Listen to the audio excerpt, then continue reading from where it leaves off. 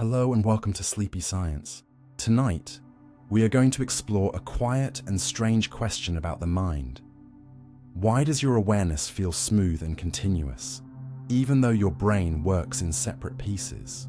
You feel like one continuous stream of awareness, a single self, moving smoothly from one thought to the next, from one moment to the next. But your brain does not work like a smooth river. It works in fragments, small flashes of vision, small windows of attention, small pieces of memory, small updates of meaning. And somehow, from all of these broken pieces, your mind creates the feeling that nothing ever breaks. The strange part is not that your brain works in pieces. The strange part is that you almost never notice the seams. Before we go deeper, let me know in the comments where you are watching from and what time it is there right now. It is always fascinating to imagine people around the world listening to the same quiet question at different hours of the night. And if you enjoy this kind of calm, mind-opening science, please take a moment to like the video. It helps the channel grow, and it tells me that you want more deep, relaxing journeys like this one. Your mind is not continuous. It only feels that way. There is a quiet lie your mind tells you every second, and it tells it so well that you almost never notice. You feel like one unbroken stream of awareness, one smooth inner river moving from thought to thought, from breath to breath, from this moment into the next. But that is not how the brain truly works. What you call continuous experience is more like a carefully joined sequence of updates, a living construction that appears seamless only because the stitching is hidden from you. Right now, as you listen, you may feel as if consciousness is simply flowing, as if the world is arriving into your mind in one clean, uninterrupted line. But beneath that feeling, your brain is working in bursts, cycles, selections, and revisions. It samples pieces of information, compares them with what it already expects, organizes them into meaning, and then hands you the result as if it had been there all along. You do not experience the raw machinery. You experience the finished surface. And that surface feels smooth because it has to. If your awareness showed you every tiny delay, every skipped detail, every correction, every half-formed signal before it became perception, your world would not feel calm or stable. It would feel broken into fragments. It would feel like trying to watch a film while seeing every cut, every edit, every missing frame. The strange part is that this does not mean your experience is fake. It means your experience is assembled. The brain is not a passive window letting reality pour in. It is an active system, constantly turning scattered signals into a usable present. Sound takes time to be processed. Vision takes time to be interpreted.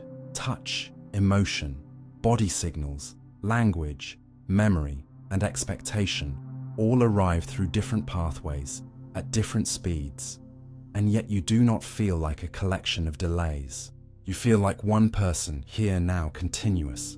That feeling is one of the brain's greatest achievements. It gathers signals that are not perfectly synchronized and binds them into a single moment you can live inside. Neuroscience suggests that conscious experience may depend on repeated waves of processing, where information becomes available to wider brain networks only after it has been filtered and organized. In simple terms, you are not aware of everything as it happens. You become aware after the brain has done enough work to make the moment meaningful. This is why the present can feel immediate, even though it is slightly constructed. Your mind does not give you reality in its first draft. It gives you the version that has already been cleaned, connected, and made useful. And this changes something deep about how you understand yourself. You may think your inner life is a continuous flame, always burning in the same shape, but it may be closer to a candle seen through a series of tiny photographs, each one close enough to the next that motion appears natural. The continuity is real as an experience, but not as a mechanism. Your thoughts do not need to be literally unbroken for you to feel whole. Your brain only needs to connect each mental moment strongly enough to the next one so that no gap becomes visible. This is why a sudden interruption can feel so strange. A loud noise, a forgotten thought, a moment of confusion, a blank pause in conversation. These small breaks reveal how delicate continuity really is. For a second, The smooth story stumbles, and you notice that your mind is not a perfect river. It is a builder. It is laying stones just ahead of your feet, fast enough that you believe there was always a road. Even your sense of now is not a single point. It is more like a small window, wide enough to hold a few sensations together, narrow enough to feel immediate. Within that window, the brain blends what just happened with what is happening and what it expects next. That blend becomes the present. Not pure reality, not pure imagination, a working version of the world. And perhaps this is why life feels so continuous even as the body changes. Thoughts shift, moods rise and fall, and attention moves from one thing to another. The mind is not preserving an unbroken stream. It is preserving the feeling of one. It is protecting the illusion of smoothness, because that illusion allows you to act, speak, walk, trust, remember, and choose without being overwhelmed by the chaos underneath. But once you understand this, something quietly unsettling begins to open. If your mind is not continuous, then the you listening right now is not a solid object moving through time unchanged. You are a reconstruction renewed moment by moment, a pattern that keeps being reassembled so faithfully that it mistakes itself for permanence. And maybe that is not a weakness. Maybe that is the hidden beauty of consciousness. Not that it is seamless, but that it can make seams disappear. Not that it is fixed, but that it can keep becoming itself. So when you feel like one continuous self drifting through an uninterrupted world, remember that this smoothness is not simple.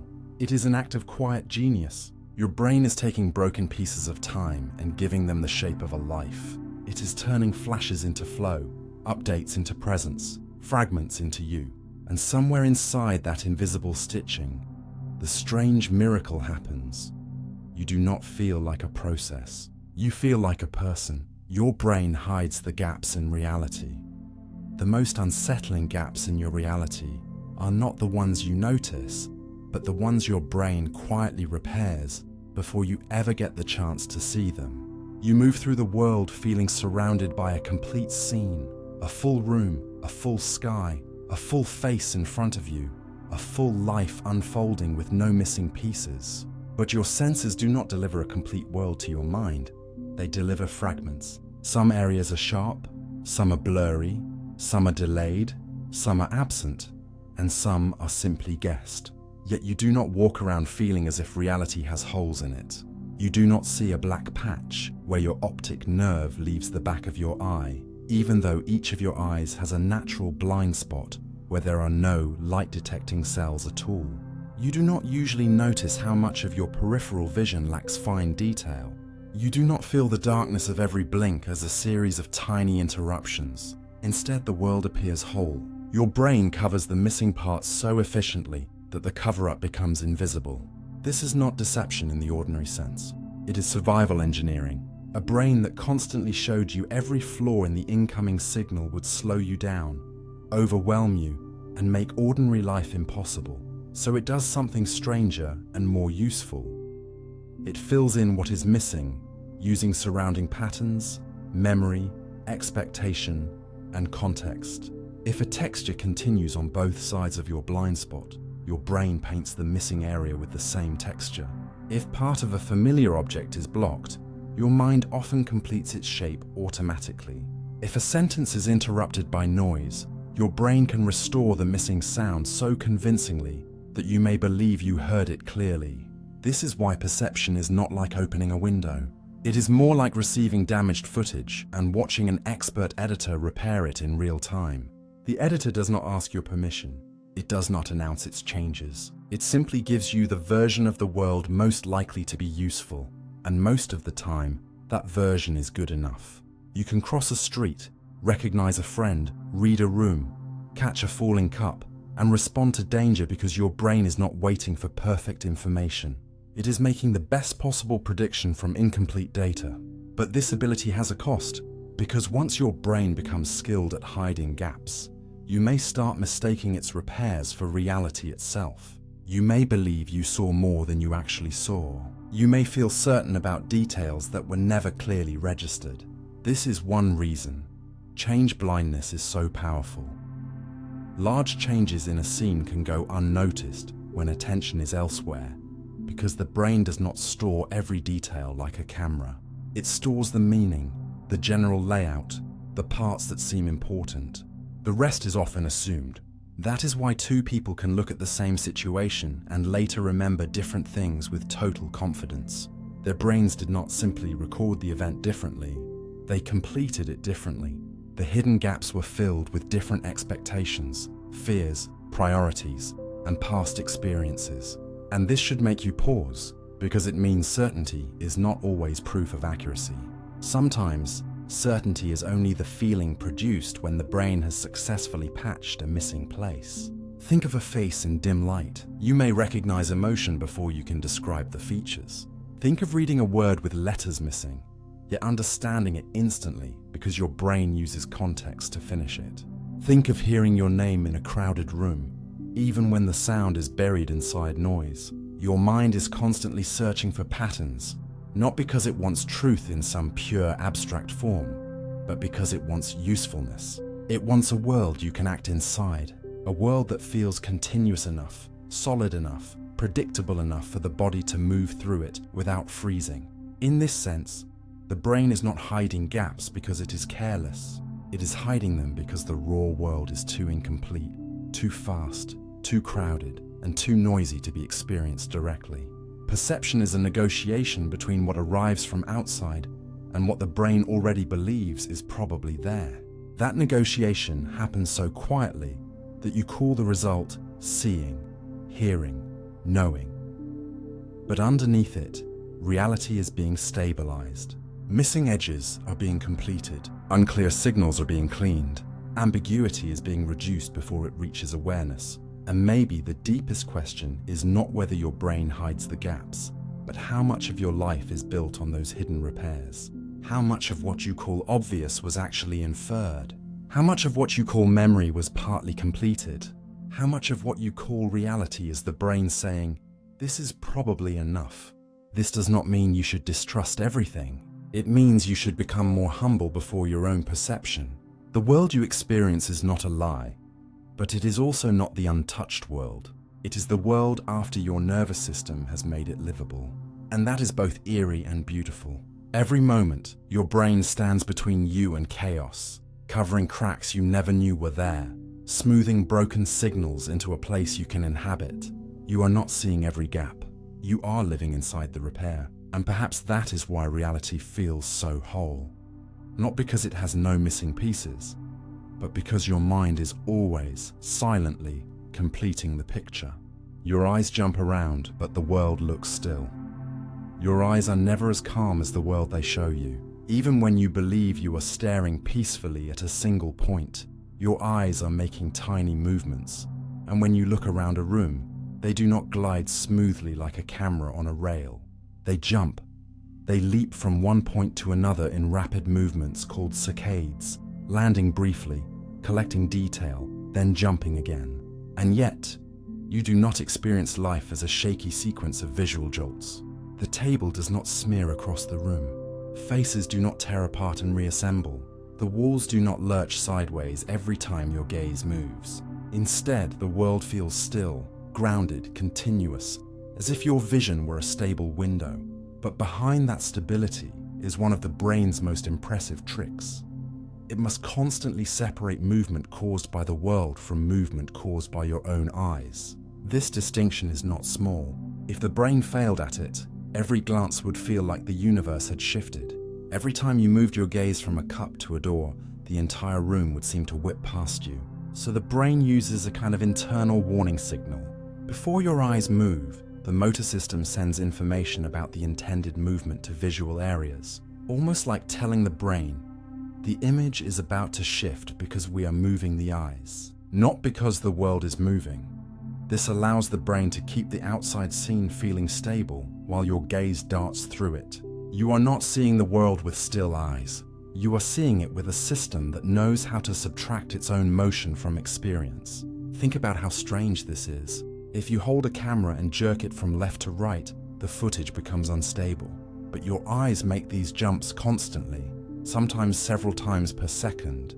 and your inner movie remains smooth enough for you to walk, read, drive, recognize danger, and understand a face. The reason is that vision is not built from one wide, perfect image. Your sharpest vision is concentrated in a tiny central area of the retina called the fovea. That means your eyes must move often because only a small part of the world is captured in high detail at any instant. When you look at someone's face, you are not taking in the whole face equally. Your gaze may land on the eyes, then the mouth, then the outline, then back again, gathering information piece by piece. The feeling of seeing a complete face is not produced by one single visual capture. It is produced by many brief fixations organized into one meaningful perception. Reading works the same way. Your eyes do not slide smoothly across a sentence. They hop from cluster to cluster, pausing just long enough to extract information, then moving on. You feel as if the line of text is simply entering your mind, but your eyes are performing a precise dance of stops and jumps. The stillness you experience is therefore not the stillness of the eye. It is the stillness created by interpretation. The brain builds a stable world not by freezing the eyes, but by understanding their movements. This is why visual stability is not just about sight. It depends on coordination between vision, attention, body position, and prediction.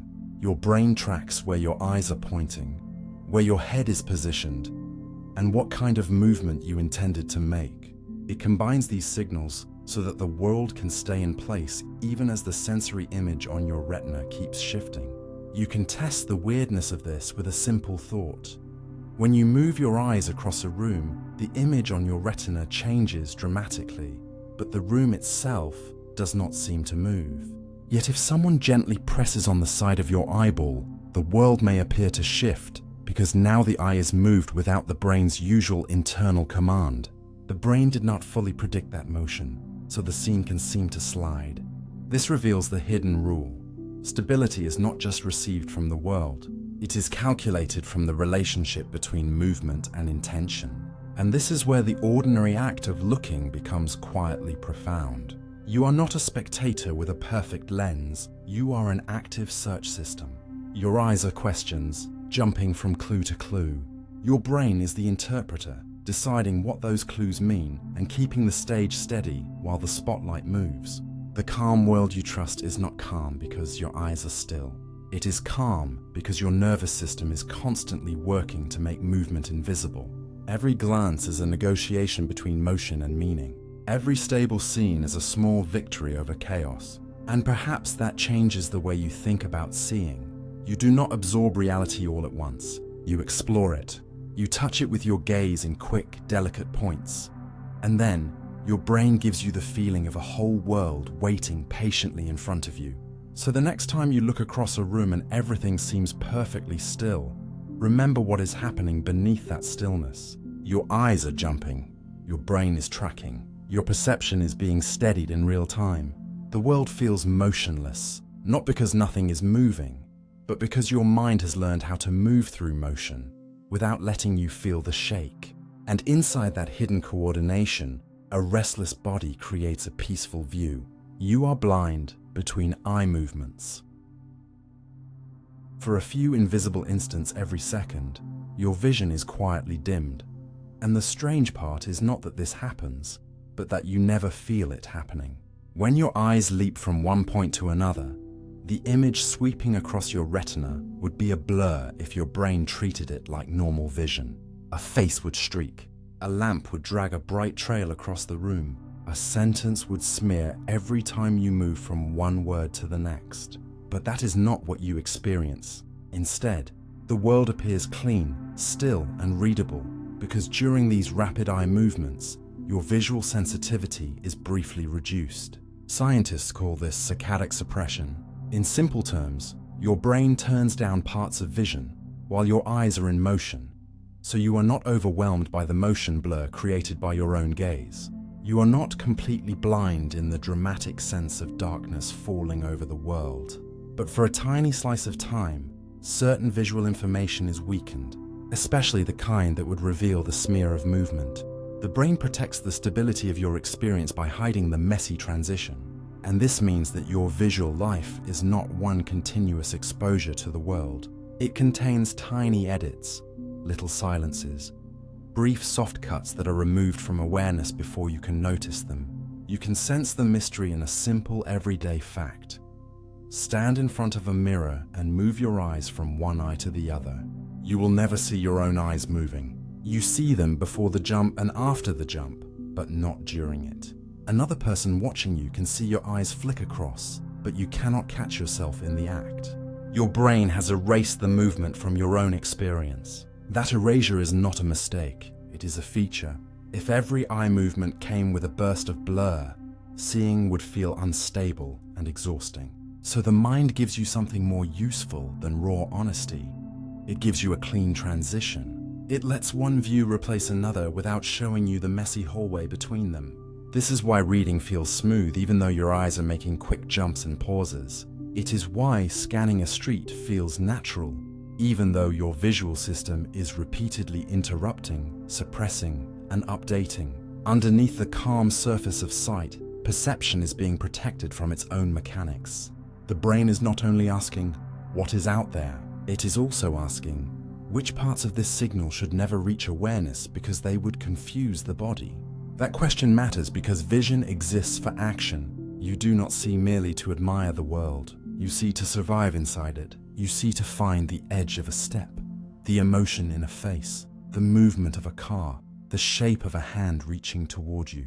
For that, the brain needs a stable scene, not a perfect record. Saccadic suppression helps create that stability by making self-generated visual disruption less noticeable. But it also reveals something humbling. You are not shown every moment your eyes receive.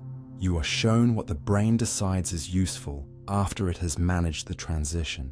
Your awareness skips over the unstable parts and wakes up again in the next usable view. It is almost like walking through a house where the lights flicker off between rooms, but each time you enter a new room, the light is already on, and you never remember the darkness between them. This hidden blindness also shows why perception is not simply about receiving light. It is about timing. The brain must decide when visual information should count, when it should be trusted, and when it should be softened because the body itself caused the disturbance. That decision happens so quickly that it feels like nothing happened at all. And yet, in those tiny missing intervals, your experience of reality is being shaped. You are allowed to feel as if the world is always present because the moments that would break that feeling are quietly removed. There is something deeply strange about that. Your mind creates a faithful enough world by not showing you everything. It preserves clarity through omission. It gives you steadiness by hiding the unstable frames. And perhaps this is why the illusion of continuous sight is so powerful. The missing pieces are not marked as missing. They leave no scar. They do not appear as black gaps or pauses. They vanish so completely that you mistake the edited version for uninterrupted seeing. But once you know this, every glance becomes more mysterious. Looking is not a smooth beam of awareness flowing across the world. It is a rhythm of brief landings and hidden transitions, of perception and suppression, of scenes appearing after the blur has been silenced. You are not blind because your eyes fail you. You are briefly protected from seeing the movement of your own seeing. And in that protection, the world becomes calm enough to trust. So the next time your gaze shifts across a room and everything feels perfectly continuous, remember the quiet truth beneath it. Part of your vision disappeared for you to feel that way. The brain closed a door between one view and the next, and by the time you arrived, reality was already waiting, polished, steady, and whole. The brain edits reality before you see it. Before the world becomes visible to you, it has already been changed by the system that claims to show it to you. You may feel as if your eyes open and reality simply enters, clean and direct, like light passing through glass. But seeing is not a simple arrival. It is a transformation. The light that reaches your eyes is only the beginning, not the experience itself.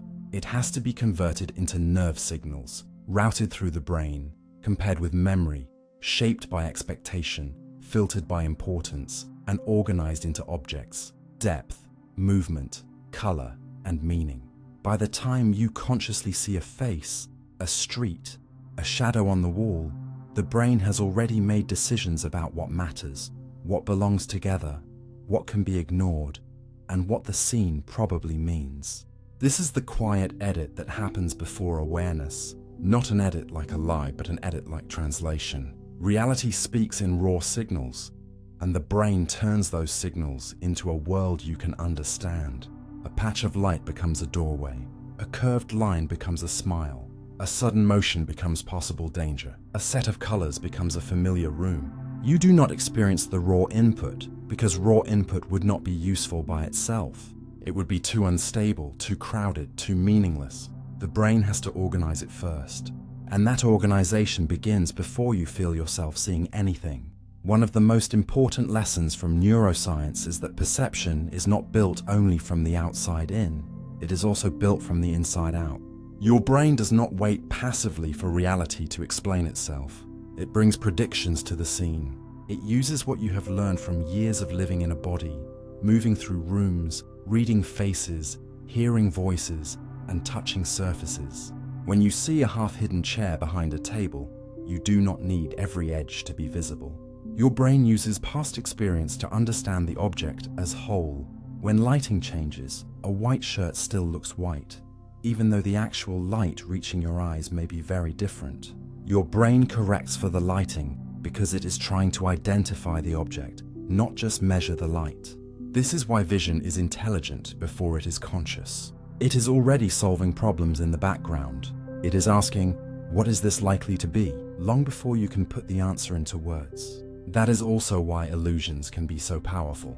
They do not fool you because your brain is weak. They fool you because your brain is using rules that are usually helpful. It assumes light often comes from above. It assumes objects keep their shape when they move. It assumes nearby things may belong together. It assumes shadows, depth, and perspective are clues. Most of the time, these assumptions let you navigate the world smoothly. But under the right conditions, the same assumptions create a false perception that still feels completely real. The edit becomes visible only when it makes a mistake. And this should make you wonder how many edits go unnoticed because they work. Consider how quickly you recognize emotion in a face. You often feel the mood of a person before you analyze the details. A tight mouth, lowered eyes, a small pause in movement. These signals are processed with extraordinary speed because social meaning matters to survival. But your brain is not simply copying the face. It is interpreting it through context. The same expression can look tired, guilty, annoyed, or sad, depending on the situation around it. This means what you see in another person is partly their face, and partly the story your brain builds around that face. The edit is not only visual, it is emotional. It is personal. It is shaped by what you fear, what you expect, what you have experienced before. A harmless shadow may feel threatening when you are alone at night. A neutral message may feel cold when you already fear rejection. A familiar street may feel safe in daylight and uneasy in silence. The information outside has changed only a little, but the brain's interpretation changes the world you live in. This is where perception becomes quietly philosophical. You are not trapped in total illusion, but you are never receiving reality untouched. Your mind stands between the world and your awareness, not as a wall, but as an editor with a purpose. It cuts confusion. It sharpens meaning. It adds context. It reduces the impossible richness of the outside world into a version you can act upon. And because this happens so smoothly, you rarely notice the distance between the signal and the sight. You say, I saw it, as if seeing were final proof. But often, seeing is a conclusion. It is the brain's best answer after a rapid, hidden process of interpretation. That does not make your experience worthless. It makes it alive. A camera can record light, but it does not understand a room. Your brain does something far more complex. It turns light into significance. It gives the world edges, names, moods, and possibilities. It lets you move through reality not as a machine collecting data, but as a living being searching for meaning. Still, there is a humbling truth inside this. If your brain edits reality before you see it, then certainty should become softer. You can trust your senses enough to live, but not so blindly that you forget their hidden authorship. What feels obvious may have been shaped. What feels immediate may have been prepared. What feels like the world itself may be the world after your brain has made it readable. And maybe that is the deeper wonder. Every ordinary moment is already a collaboration between outside and inside. The world offers signals. The brain offers structure.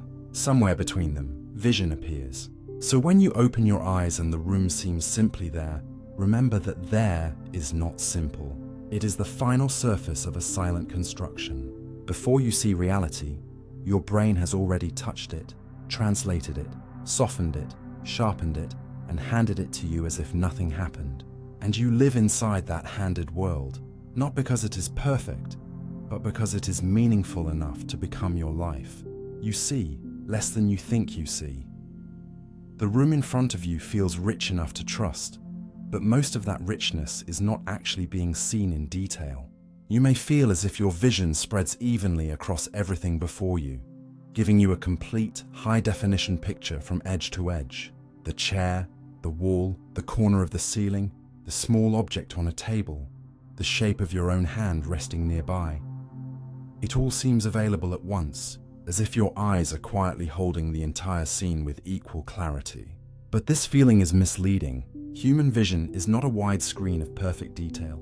It is more like a narrow point of sharpness surrounded by a large field of rough impressions. The clearest part of your vision comes from a tiny area near the center of the retina, where detail is strongest and where reading, recognizing faces, and seeing fine edges become possible. Outside that small center, the world becomes less precise very quickly. Your peripheral vision is useful, but it is not detailed in the way you assume. It is better at noticing movement, contrast, broad shapes, and changes in brightness than it is at identifying small letters, exact textures, or subtle features. This is why you can sense someone moving beside you without clearly seeing their face. It is why you can feel that an object is there without knowing exactly what it is. It is why a page full of words appears visible, yet you can only truly read the words your gaze is near. The rest feels present, but it is not being processed with the same precision. And the strange thing is that you usually do not notice this limitation, because the brain gives you a feeling of access. It allows you to believe the whole scene is clear, even though only a small part is being inspected with high detail at any given moment. In vision science, this is sometimes linked to the idea that our experience of the world can feel richer than the information we are consciously holding. You do not store every object in front of you with photographic accuracy. You often hold a general sense of the scene, where things are, what kind of place you are in, what matters for action, what can be ignored for now. That general sense is enough to function. You do not need to know every crack in the wall to walk through a room. You do not need to inspect every leaf on a tree to understand that you are looking at a tree. Your brain is efficient. It gives priority to what is useful. It spends its strongest visual resources on the small region you are directly examining, while the rest becomes a softer map of possibility. This is why the illusion of seeing more than you actually see is so convincing. The world is always available for inspection. If you want more detail, you can move your gaze toward it, and then it becomes clear. Because the detail appears when you need it, you feel as if it was there in your awareness the whole time. But it was not. It was available in the world, not fully present in your mind. That difference matters. It means your sense of visual completeness is not the same as actual visual possession. You are not carrying the whole scene inside your consciousness. You are carrying enough of it to guide your next movement, your next glance, your next decision. There is also a phenomenon called visual crowding, where objects in peripheral vision become harder to recognize when surrounded by other objects. A single letter off to the side may be somewhat easier to detect, but place it among other letters, and it can become strangely unreadable. This reveals that the edge of your vision is not simply a blurrier version of the center. It has different rules. It groups, compresses, and loses fine separations. The world outside direct focus becomes less like a detailed painting and more like a summary, and yet you live inside that summary with confidence. You believe you are seeing everything because the experience feels whole. This is not stupidity. It is design. A brain with limited energy cannot process every visible detail at maximum resolution all the time. It would be wasteful, slow, and unnecessary. Instead, the visual system is selective. It builds a practical world, not a perfect copy. It asks, what do I need to know right now? Not, how can I record everything exactly? That is why your visual life is both powerful and limited. You can recognize a loved one across a room, follow movement, read signs, avoid obstacles, and admire the moon, but you cannot honestly claim to see the entire world before you with equal clarity. You see points of detail floating inside a wider atmosphere of assumption, and this should make you a little more humble about perception. The world may feel fully given, but your mind is touching only parts of it with precision. The rest waits in softness until you turn toward it. Perhaps this is why awareness itself feels so mysterious. You move through life believing you possess the scene, the moment, the person in front of you, but often you possess only a small bright island surrounded by useful uncertainty. You see less than you think you see, not because reality is empty, but because the mind is selective. It gives you enough world to live, enough clarity to move, enough beauty to believe you are surrounded by fullness. And maybe that is the quiet lesson hidden in ordinary sight. Your experience is not smaller because it is limited. It is more delicate, more constructed, more dependent on where you look, what you seek, and what you are ready to notice. The world is not fully inside your eyes. It is waiting piece by piece to become visible. Attention is a spotlight, not a screen. Your attention is not a screen where the whole world appears at once. It is a narrow beam moving through a much larger darkness, choosing what becomes important enough to feel real. You may believe that consciousness is wide, open, and generous, as if everything in front of you is equally present in your mind, but attention does not work that way. It selects, it favors, it filters. At any moment, your brain is receiving far more information than awareness can handle. Sounds in the room, pressure from your clothes, the position of your body, faint smells, background movement, emotional signals from faces, memories rising and fading, thoughts trying to interrupt each other. If all of it entered consciousness with equal force, your inner life would become noise. So attention acts like a spotlight in a theater. Whatever it lands on becomes brighter, sharper, more meaningful. Everything outside the beam does not disappear completely, but it loses power. It becomes background. This is why you can sit in a crowded cafe and follow one conversation while dozens of other voices turn into a soft blur. Your ears are still receiving sound, but your mind is not treating every voice as equally important. It is enhancing one stream and suppressing the rest. This ability is one reason human beings can think, learn, and survive in complicated environments. Without selective attention, you would be trapped inside too much world. But the cost is humbling. What you do not attend to may pass through your life almost as if it never happened.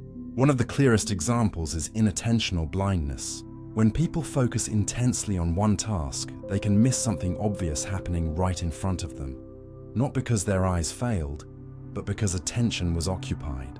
A person can look directly toward a scene and still fail to consciously register a surprising event if the mind has decided that something else matters more.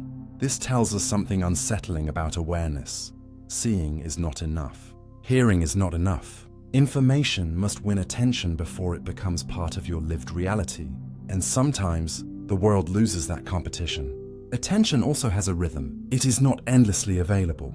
If two important things happen too close together, the second one can be missed because the brain is still processing the first. This is known as the attentional blink, and it reveals that consciousness has a kind of recovery time. The mind cannot always admit every meaningful event instantly. It must update, stabilize, and make room. That means awareness is not a perfect receiver. It is a limited workspace. And what enters that workspace can shape your entire emotional world.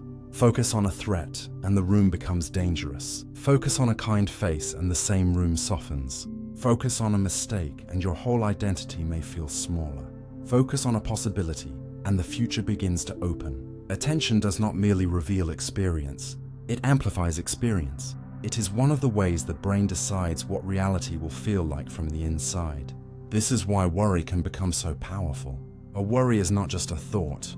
It is a spotlight that keeps returning to the same imagined danger, making it brighter each time. This is also why gratitude, practice, and deep listening can change the texture of a day. They do not magically alter the outside world, but they alter what receives mental light.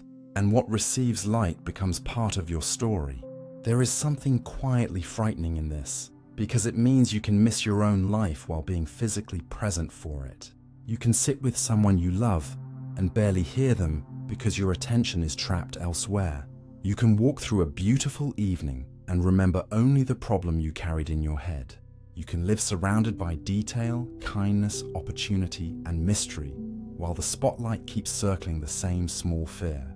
But there is also something liberating here. If attention is a spotlight, then it can be guided. Not perfectly, not always easily, but gently, repeatedly, with practice. You can notice where the beam has gone. You can ask why it keeps returning there. You can choose sometimes to move it. And in that small movement, a different world begins to appear. Not a false world, but a neglected one. The sound of breathing, the warmth of a room, the meaning in a sentence, the expression in someone's eyes, the quiet fact that this moment contains more than the mind first allowed. So when you think your consciousness is showing you everything, remember that it is mostly showing you what attention has selected. You are not watching a full screen. You are carrying a lamp through the dark, and wherever that lamp turns, reality gathers shape. The rest waits silently, not gone, not empty, but unlit. The rest of the world is filled in by prediction. Long before reality reaches your awareness, your brain has already placed a bet on what it is about to be. You do not enter each moment empty, waiting for the world to explain itself from the beginning. You enter with expectations. The brain is constantly predicting what should happen next. What a familiar room should look like, how a sentence should continue, where a moving object will probably go, what a face might mean, how heavy a cup will feel before you lift it. And most of the time, these predictions are so accurate that you never notice them. You simply call the result perception. But underneath that effortless feeling, your mind is doing something far more active. It is not only receiving information from the senses, it is preparing a version of the world in advance, then checking incoming signals against that preparation. When the prediction is close enough, the world feels smooth and obvious. When the prediction fails, you feel surprise, confusion, fear, curiosity, or the strange little jolt of realizing that reality did not behave the way your mind expected. This is one of the most important ideas in modern brain science. Perception is partly driven by prediction. Your brain does not process every detail from scratch because that would be too slow. Instead, it uses the past to anticipate the present. It asks, based on everything I have learned, what is most likely happening now? Then it updates the answer when the sensors push back. This is why you can understand messy handwriting if you know the sentence. It is why you can recognize a song from only a few notes. It is why you can walk into your kitchen in the dark and still know where the counter probably is. The brain is using models of the world, built from experience, to make incomplete information meaningful.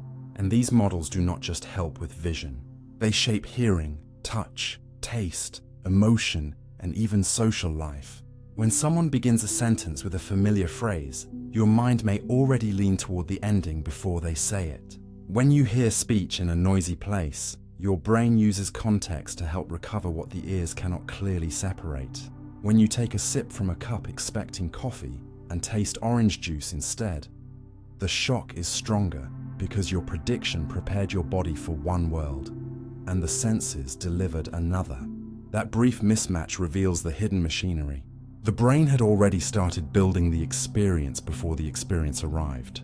But prediction is not always harmless. It can make the world faster and more stable, yet it can also bend what you notice. If you expect hostility, a neutral face may look colder. If you expect failure, a small problem may feel like proof. If you expect comfort from a familiar place, your body may relax before anything has actually changed. The mind does not only predict objects, it predicts meaning. It predicts danger, safety, rejection, belonging, pain, reward. And because the body responds to these predictions, your expectations can become part of the reality you feel. This does not mean you create the world with thought alone. The outside world still pushes back. A wall does not vanish because you stop believing in it. But your experience of the wall, whether it feels protective, limiting, ordinary, or threatening, can be shaped by the model your brain brings to it. The deeper truth is that you are always living at the meeting point between what is there and what your mind expects to find there. The world provides signals, but prediction gives those signals a shape before consciousness fully receives them. And this is why familiar life can feel so automatic. You do not need to rediscover your home every morning. You do not need to relearn the meaning of every voice, every object, every gesture. Prediction lets the brain save energy. It lets you move through the world with speed. It lets you focus on what changes instead of rebuilding everything from zero. In a way, your brain is not trying to show you all of reality. It is trying to reduce surprise. It wants the world to be understandable enough that you can act. But when surprise does come, when something breaks the expected pattern, attention wakes up. The strange sound in the hallway, the missing step on the staircase, the friend whose voice suddenly feels different. These moments matter because they reveal the border between prediction and reality. They show you that your mind was not simply watching, it was expecting. It was leaning forward into the next second, quietly sketching the world before the world finished arriving. And perhaps this is why existence feels both stable and mysterious. You are never living only in what is present. You are living inside a prediction constantly being corrected. Your brain fills the rest of the world not with random fantasy, but with educated expectation, with memories turned into forecasts, with old patterns reaching into new moments. Most of the time, this gift keeps you safe. Sometimes, it keeps you trapped. It can help you understand a world too complex to process raw, but it can also make you see tomorrow through the shadows of yesterday. So the question becomes quietly personal. How much of what you call reality is actually the world? And how much is the world after your brain has predicted what it should be? Maybe seeing clearly is not about removing prediction completely. That may be impossible. Maybe it is about noticing when the prediction has become too strong, when the mind is no longer listening to what the moment is trying to say. Because every second, reality arrives, and your brain answers before you do. Your brain builds the present after the fact. What you call now may already be a memory by the time you feel it. The present seems like the sharpest thing in existence, the one place where life is truly happening, the thin edge where reality touches you directly. But the brain does not always build experience at the exact instant signals arrive. Sometimes it waits, gathers a little more information, and only then decides what the moment must have been. This means your sense of the present is not always a live broadcast. It is often a very fast reconstruction, assembled just after the fact, so quickly and smoothly that you never feel the delay. The world does not wait for your awareness, but your awareness waits for the brain to make the world coherent. And coherence takes time. Light, sound, touch, motion, and body signals all travel through different pathways and are processed at different speeds. A flash of light and a clap of sound may reach the brain through different routes, yet you often experience them as belonging to one event. The brain has to solve this timing problem constantly. It has to decide what happened together, what caused what, and what should be grouped into a single moment. To do this, it may hold information for a fraction of a second, like a quiet editor pausing before cutting the scene, waiting to see what comes next before finalizing what just happened. This is called post-dictive processing. Instead of only predicting the future, the brain also uses information that arrives slightly later to interpret the immediate past. It sounds strange, but it is practical. Reality is noisy, fast, and uneven. If the brain reacted to every signal the instant it arrived, your experience could become chaotic. So it sometimes builds the present with a tiny delay, sacrificing perfect immediacy for a more stable, meaningful version of events. You can see this in illusions where the brain changes what you believe happened based on what follows. In the color 5 phenomenon, for example, when two colored lights flash in different places one after another, People may experience a single moving dot that seems to change color along the path, even though the brain could not know the path or the color change until the second flash appeared. The later event helps shape the experience of the earlier one. Something similar happens with the flash lag effect, where a moving object can appear slightly ahead of a flash that happens at the same moment, revealing that the brain is not simply stamping events with perfect timing. It is estimating motion, adjusting perception, and presenting the result as if it were immediate. Touch can work this way too. In the cutaneous rabbit illusion, if taps are delivered quickly along the skin, people may feel extra taps hopping between the actual locations, as if the brain filled a path across the body after receiving the sequence. The experience is real to the person feeling it, but it is built from timing, expectation, and later arriving context. These examples teach a deeper lesson. The brain is not only asking, what is happening? It is also asking, what must have just happened for this sequence to make sense? And because this question is answered before awareness fully settles, you do not experience it as interpretation. You experience it as the present. This changes the feeling of immediacy.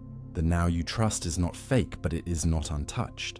It is a carefully timed compromise between speed and understanding. If the brain gave you everything instantly, it might be less accurate.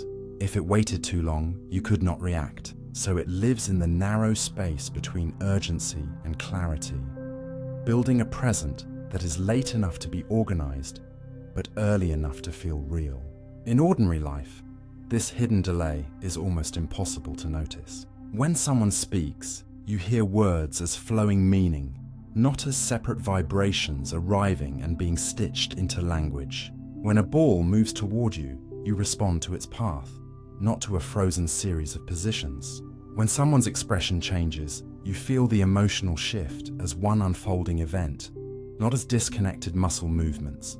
Your brain is constantly grouping tiny pieces of time into useful units. It gives you events, not raw instants. A door slamming, a hand reaching, a voice breaking, a smile fading.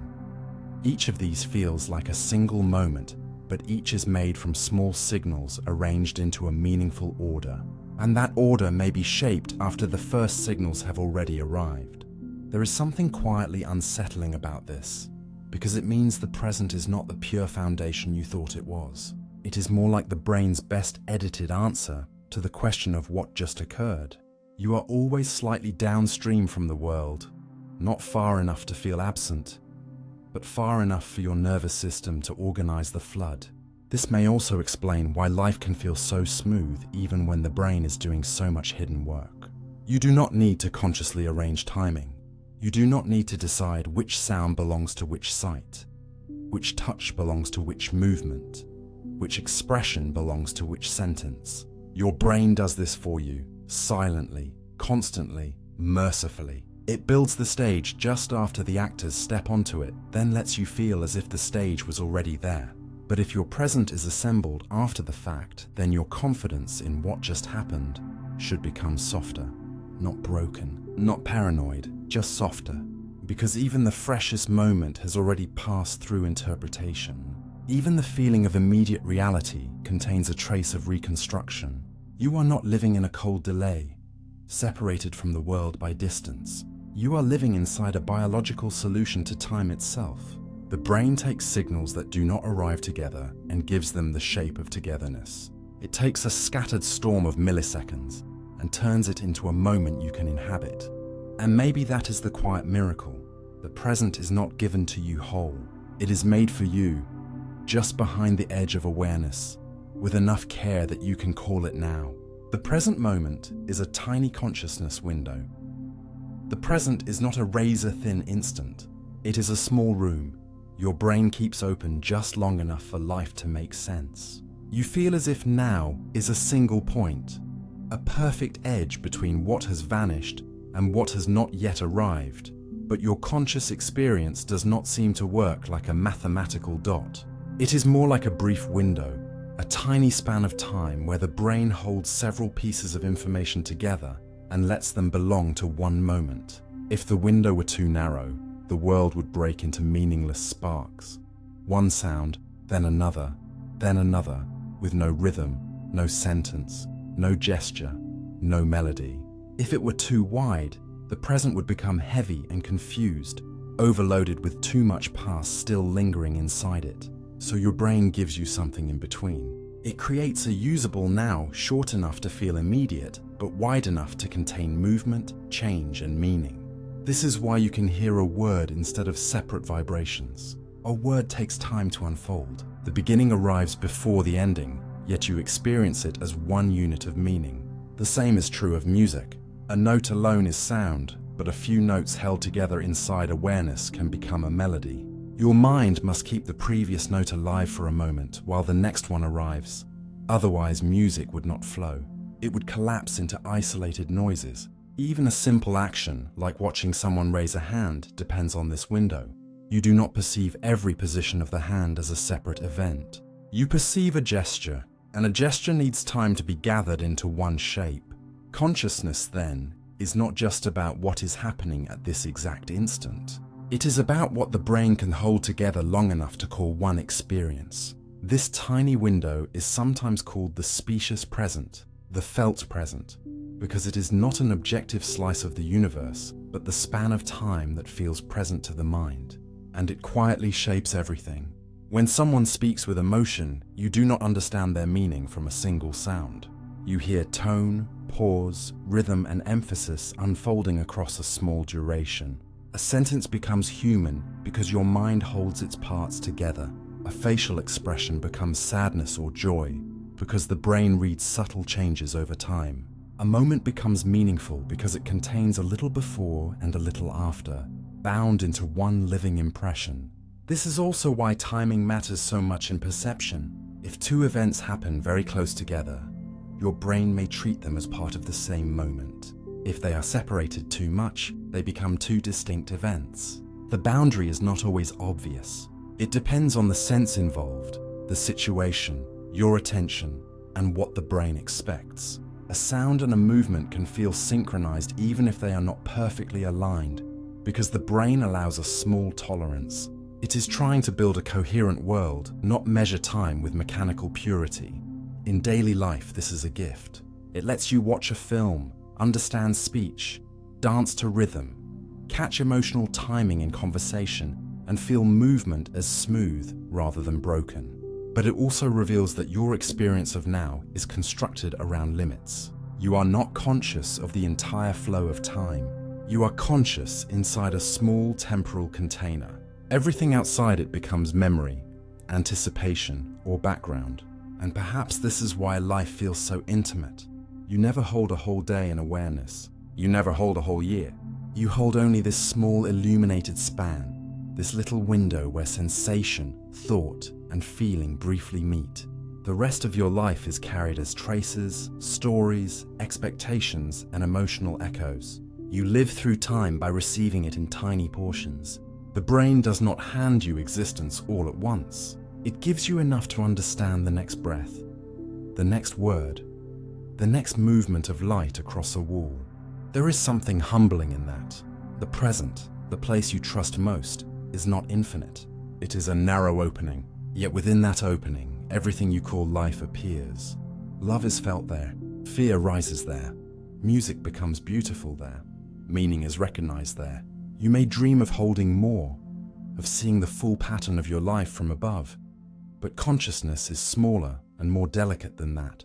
It is a candle-sized window in a vast house of time, and still it is enough. Enough for a voice to reach you, enough for a memory to return, enough for a choice of attention, a moment of kindness, a quiet realization that you are here. So when the present feels obvious, remember how carefully it is being held. Your brain is not giving you a single frozen instant. It is gathering a few fragile pieces of time and letting them glow together.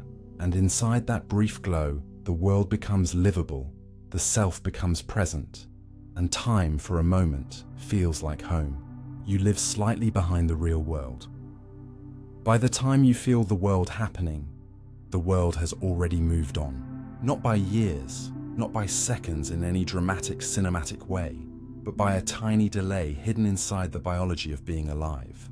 You feel present, awake, immediate, as if your awareness is pressed directly against reality, but every sight, sound, touch, and bodily sensation has to travel, be processed, and be organized before it becomes something you consciously experience. Light reaches your eyes quickly, but your brain still needs time to turn patterns of light into objects and meaning. Sound reaches your ears as vibration, but the brain must separate voice from noise, direction from echo, word from tone. Touch begins in the skin, but the signal must move through nerves, spinal pathways, and brain regions before it becomes the feeling of contact. Even the body you think you feel instantly is not delivered to consciousness in perfect real time.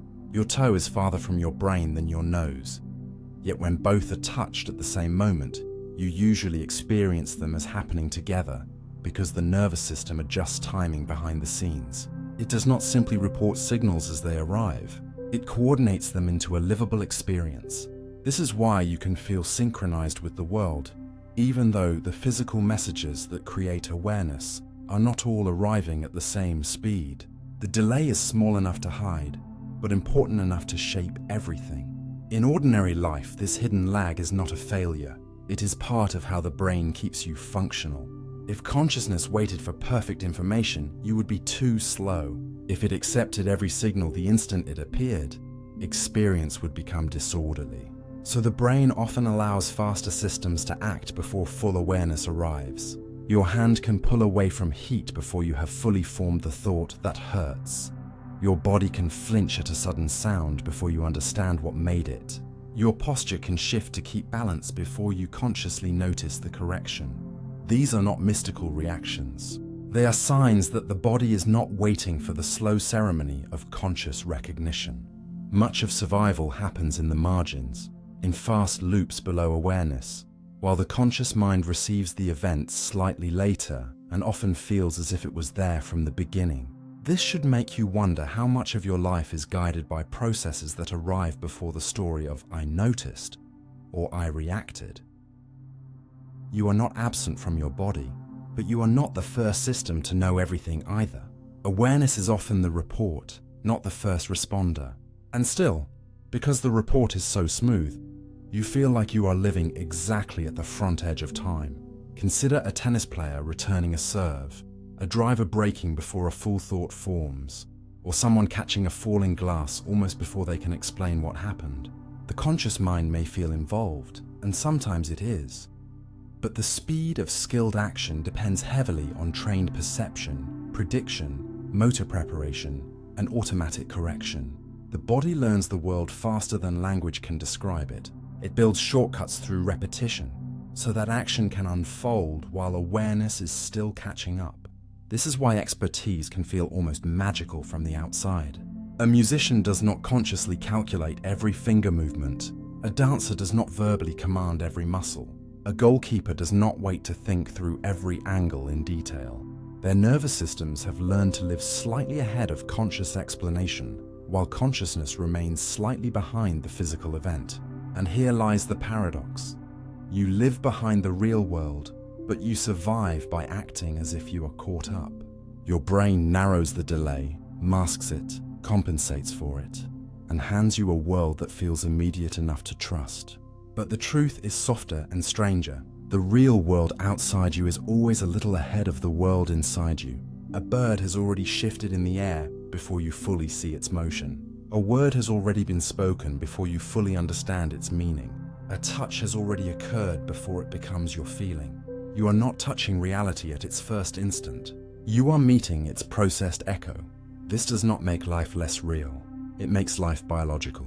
Your consciousness is not a supernatural window outside time. It is a living process inside a nervous system, and every living process takes time. What feels instant is actually the result of astonishing speed, not timelessness. And maybe this is why presence is more mysterious than people think. To be present does not mean to escape all delay and stand at the absolute edge of reality. It means to arrive as fully as a human brain can arrive, within the small lateness that makes experience possible. You are always a little after the lightning, a little after the touch, a little after the first movement of the world. But in that slight delay, the brain gives you something extraordinary, not raw immediacy, but understandable life. It takes what has just happened and lets you feel it as now. It lets a delayed signal become a heartbeat, a voice, a glance, a moment of fear, a moment of beauty. So when you feel perfectly aligned with reality, remember the quiet distance inside that feeling. You are not late in a tragic way. You are late in the way all awareness must be late. Just enough for the world to become experience. Just enough for the body to turn chaos into contact. Just enough for time to become something you can live through. The mind stitches moments into a smooth flow.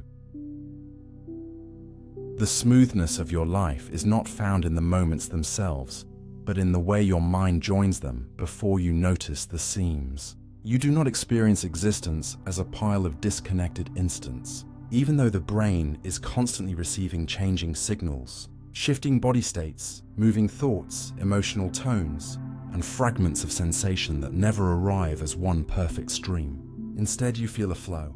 A voice becomes a sentence. A walk becomes a journey. A look becomes a conversation. A day becomes a story. But that flow is not simply given by the outside world. It is made. The mind is always stitching tiny pieces of experience into larger units, turning separate signals into events and events into meaning. This is why a few still images shown quickly can become motion in a film. The screen is not truly alive. The movement is completed by the system watching it.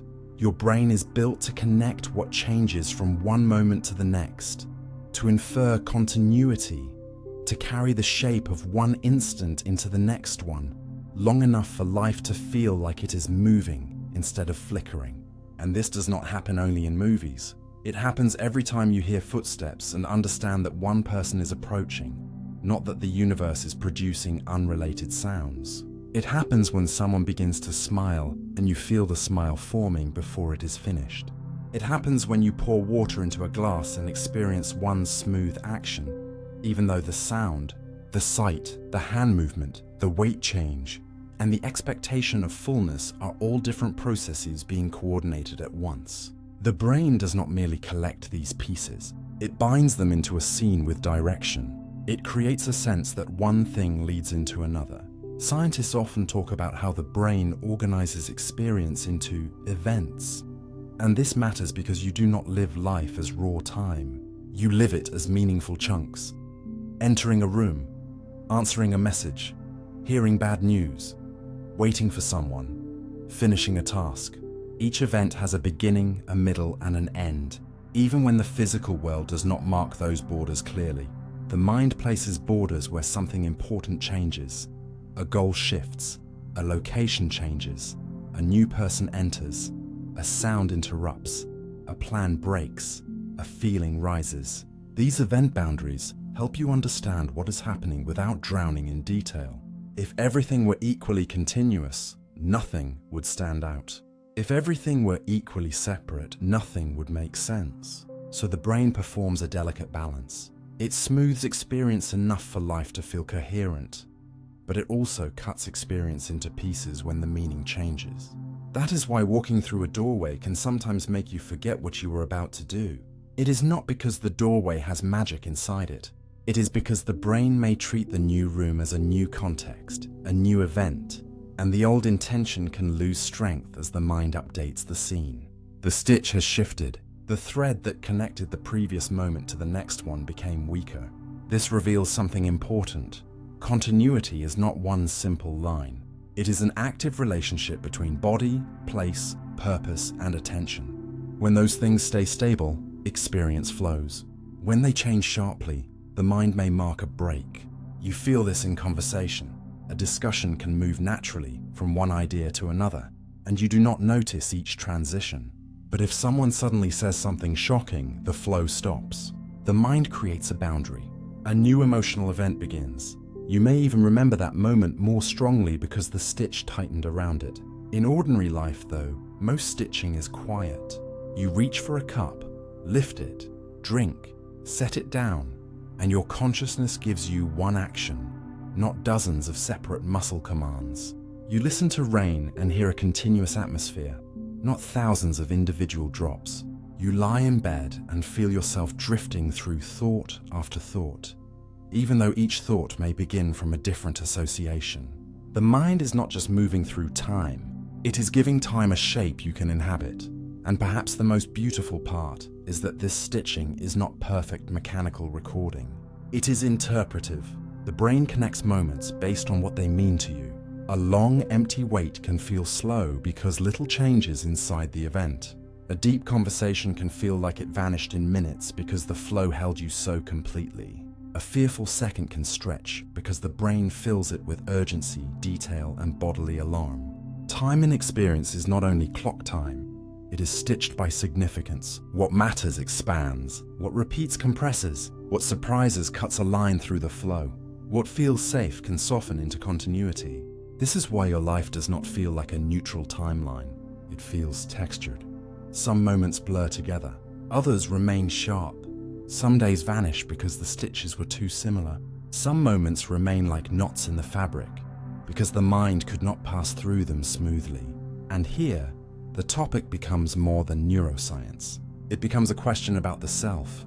If your mind stitches moments into a flow, then the feeling that life is one continuous stream may be less like a river and more like a tapestry being woven while you are inside it. You do not see the loom. You do not feel every thread being pulled. You simply find yourself moving through a pattern that feels whole.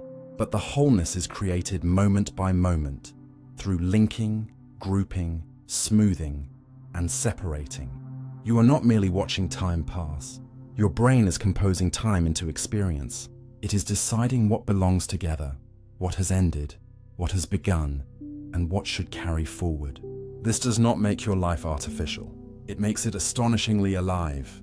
A machine might record every frame, but a mind turns frames into meaning.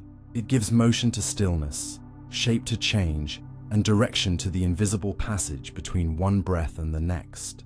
So when your life feels smooth, remember that smoothness is not simple. It is a hidden achievement beneath the calm flow of consciousness. Your brain is joining fragments into events, events into scenes, scenes into days, and days into the feeling of a life that continues. The seams are there, but they are softened. The pieces are there, but they are held together. And in that quiet stitching, the scattered moments of existence become something you can recognize as your own. Memory is the thread that makes you feel continuous. You feel like the same person because memory keeps handing you a thread, and without that thread, the self would not feel like a life at all. Every morning, you wake into a world that seems already yours. Your name fits you. Your room has meaning. Your worries return with familiar weight. Your goals still point in the same direction, and the person in the mirror does not feel like a stranger. But this feeling of continuity is not produced by consciousness alone. It depends on memory quietly linking this moment to the ones before it. Without memory, experience would still happen, but it would not gather into a personal story. You might see light, hear a voice, feel hunger, notice a face, but the deep sense of "this is my life continuing" would begin to weaken. Memory is not only a storage system for facts, it is the thread that lets the mind say, "I was here before. I have been becoming this." The person feeling this moment is connected to the person who felt yesterday. And that connection is one of the most fragile miracles in the brain. Think about how much of your identity depends on remembered continuity. You know your favorite songs because memory holds the emotional history of hearing them. You know who matters to you because memory preserves the repeated warmth, pain, trust, disappointment, and attachment built across time. You know what you fear because memory carries old warnings forward. You know what you want because memory compares the present with past satisfaction and future possibility. Even your personality, the part of you that feels stable, depends on patterns remembered by the brain and body. How you usually react, what you usually avoid, what kind of person you believe yourself to be. The brain regions involved in memory, especially networks connected with the hippocampus, help bind separate details into episodes so that a place, a face, a mood, and a sequence of events can become one remembered scene. But the deeper point is not just that you can remember events. It is that memory gives those events ownership. A memory is not only something happened, it is This happened to me. That small word, me, is where continuity begins. People with severe memory disorders show us how important this is. Some can still speak, think, perceive, and even learn certain habits, yet struggle to form new personal memories. They may live in a moving present that does not attach properly to a growing past. New moments arrive, but they do not fasten securely to the story. And when that fastening fails, the self does not vanish completely, but it changes shape. It becomes less like a long road and more like an island repeatedly surrounded by fog. This reveals that memory is not a luxury added to consciousness. It is one of the structures that allows consciousness to feel personal across time. You do not need to remember every second to feel continuous. In fact, you forget most of your life. Whole mornings disappear. Ordinary conversations fade. Thousands of meals, walks, glances, and passing thoughts leave almost no trace. Yet you still feel continuous because memory does not need to preserve everything. It preserves enough landmarks to maintain the route. It keeps the emotionally important, the repeated, the useful, the unfinished, the surprising, the painful, the loved. Between those landmarks, the mind draws a line. That line becomes your life story. And the story can be powerful even when the details are sparse. You may not remember every day of childhood, but you carry a sense of what childhood felt like. You may not remember every failure, but you carry a belief about whether you are capable. You may not remember every act of kindness someone gave you, but your body may still soften when they enter the room. Memory lives not only as clear images, but as tendencies, moods, expectations, and familiar meanings. It is woven into the way you move through the present. This is why a smell can suddenly return you to a place you had not thought about in years. This is why a song can bring back not just a moment, but an entire version of yourself. Memory does not merely inform you, it reopens time. For a few seconds, the past is not gone in a simple way. It becomes active again, shaping breath, emotion, posture, and attention. And here the thread becomes almost haunting. The person you are right now is not built only from what is happening now. You are carrying invisible continuities. A sentence someone said years ago, a room you once felt safe in, a humiliation that taught you to hide, a success that taught you to try, a loss that taught you how fragile everything is. These memories do not always speak loudly, but they guide the tone of your being. They make the present feel like the next page instead of a random page. They let you recognize yourself across change, because you have changed. The body is different, the mind is different, the desires are different, the fears may be different, yet memory keeps enough connection alive that you can say, I am still me. Not because you are unchanged, but because the story has not lost its thread. And maybe that is what the self is, at least in part. Not a solid thing hidden inside the skull, but a continuity maintained by remembering, forgetting, selecting, and carrying forward. This should make memory feel less like an archive and more like a quiet act of identity. Every remembered moment is a knot in the thread. Every forgotten stretch is space the mind has chosen not to carry in full. Every familiar feeling is a bridge between who you were and who you are becoming. So when you feel like one person moving through time, remember that this unity is being held together by something delicate. Your mind is not simply existing from moment to moment. It is tying moments together with memory, giving them ownership, direction, and emotional weight. And somewhere in that thread, thin but persistent, the scattered pieces of a life learn to call themselves you. Your memories are rebuilt, not replayed. A memory can feel like a door opening to the past, but most of the time, it is more like a room being rebuilt while you are stepping inside it. You may believe remembering means pressing play on an old recording, as if somewhere in the brain there is a perfect video file of your childhood bedroom. Your first embarrassment, the voice of someone you miss, the exact light of an afternoon that once mattered. But the brain does not seem to store most personal memories, like untouched films waiting in a private archive. It stores traces, fragments, associations, emotional tones, pieces of sensory detail, meanings and connections spread across different systems.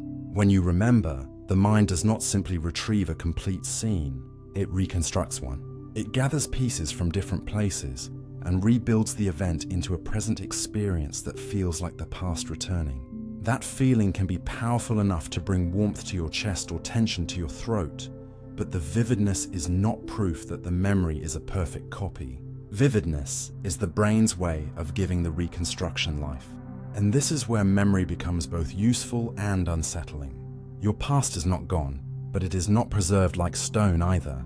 It lives as a pattern that must be reassembled whenever you call it back. Think of remembering your old classroom. You may see the color of the walls, the position of the desks, the window, the teacher's voice, the feeling of being smaller than you are now. But if you look closely, the memory is not equally detailed everywhere. Some parts are sharp, others are vague. Some details may come from that specific day, while others may come from many similar days blended together. Your brain often builds a scene that is truthful in meaning without being exact in every detail. It may preserve the emotional structure, the nervousness, the boredom, the excitement, the sense of who you were, better than it preserves the exact arrangement of objects. This is not because the brain is careless. It is because memory evolved less as a museum and more as a guide. Its job is not simply to keep the past untouched. Its job is to help you understand the present and prepare for what might come next. Remembering where danger happened, who can be trusted, what actions led to pain or relief. These are useful. Perfectly recording every unimportant detail would cost too much energy and may not help survival. So memory is selective. It compresses, it links, it extracts meaning. It keeps what the brain considers important and lets much of the rest fade into shadows. Neuroscience shows that forming and recalling memories involves cooperation between different brain regions. The hippocampus is especially important for binding elements of an experience into an episode, while areas of the cortex help represent sights, sounds, meanings, places, and emotional knowledge. When you recall an event, these networks can reactivate parts of the original pattern, but reactivation is not the same as replaying a perfect file. It is more like asking an orchestra to perform a piece from scattered sheet music, memory, and feeling. The melody may return clearly, but each performance is still an act of reconstruction. This explains why memory can be so strangely convincing and incomplete at the same time. You can be absolutely sure of the feeling of a moment and still be uncertain about the exact words someone used. You can remember a face clearly, but not the year. You can remember the fear, but not the weather. You can remember the meaning of an event more strongly than the event itself. The brain does not treat every feature as equally valuable. Emotion can deepen certain traces. Attention can strengthen others. And repeated storytelling can make some parts easier to access while other parts become quiet. This is why memory often feels less like a photograph and more like a path through a forest. The parts you walk often become clearer. The parts you never visit grow over. But when you return, you may still feel that the forest is the same place, because the emotional landscape remains familiar. And perhaps the most haunting part is that your mind can rebuild scenes so smoothly that you forget reconstruction is happening. You do not feel yourself adding context. You do not feel your brain filling the silent spaces between fragments. You simply feel as if you are back there. A smell, a song, a street corner, a certain kind of evening light. These can unlock a whole world because they act as cues, pulling connected traces into awareness. But what returns is not the past itself. It is the past translated into the present brain. The past seen through who you are now. The child you remember is being remembered by the adult you became. The loss you remember is being held by the person who survived it. The happiness you remember may glow differently because you now know it did not last forever. Memory is always touched by the mind that recalls it. That does not make it false. It makes it human. There is a difference between saying memory is reconstructed and saying memory is meaningless. Your memories can be reliable in broad shape, deeply informative, emotionally honest, and still not be exact recordings. A witness can truly remember being afraid without accurately remembering every face in the room. You can truly remember being loved without recalling every sentence spoken. You can truly remember a turning point in your life, while some details around it remain blurred, blended, or simplified. The brain is not trying to deceive you. It is trying to preserve meaning in a world where experience is too vast to store whole. But this truth asks for humility. When you look back, you are not looking through clear glass. You are looking through a living system that organizes the past into something usable. That means your memories should be respected, but also handled gently. They are not dead objects. They are living reconstructions, shaped by attention, emotion, context, and the needs of the present self. And maybe this is why memory feels so intimate. It is not just a record of what happened to you. It is a collaboration between what happened and what it has come to mean. Every remembered scene is the brain reaching backward with present hands, gathering fragments from the dark, arranging them into a shape you can feel. So when an old moment rises inside you and seems to return completely, remember what you are really experiencing. Not a perfect replay, but a careful rebuilding. The past is not simply playing again. It is being recreated in the theater of now, with enough truth to move you, enough gaps to humble you, and enough meaning to remind you that who you were is never entirely gone, only reconstructed, softly, whenever the mind decides to remember. Every time you remember, the story can change. The past does not only fade behind you. Sometimes, every time you reach for it, you leave fingerprints on it. This is one of the most quietly disturbing truths about memory. Remembering is not a harmless act. It can change what is remembered. You may think of memory as a fragile object kept somewhere deep inside the mind, and recall as the simple act of lifting it into the light. But the brain is stranger than that. When a memory is brought back into awareness, it can briefly become flexible again. Neuroscientists often describe this as reconsolidation. A remembered experience may need to be stabilized again after it is reactivated. And during that vulnerable window, new emotions, new information, new interpretations, and even the present mood of the person remembering can become woven into the memory's future form. This does not mean every memory changes dramatically every time you think about it.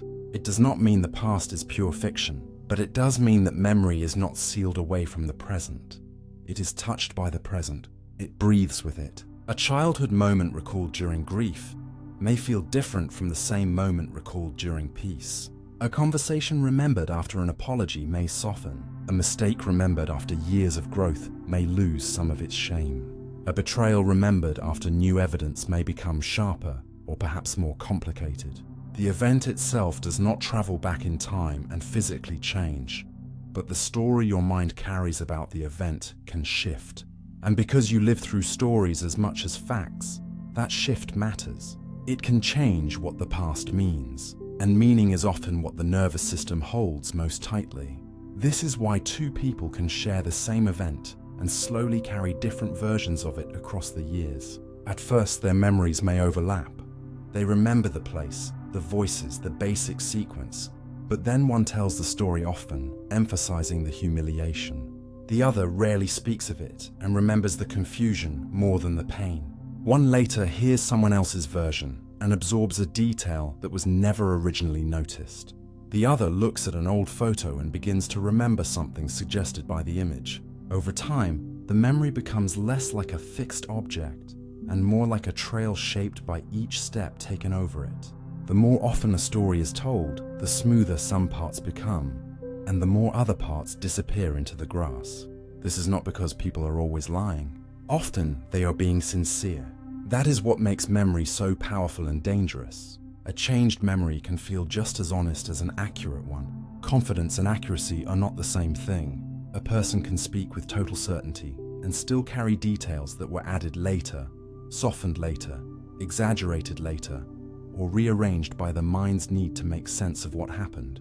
This is one reason eyewitness memory can be unreliable under certain conditions. Stress, suggestion, repeated questioning, and exposure to other people's accounts can influence what someone later believes they saw.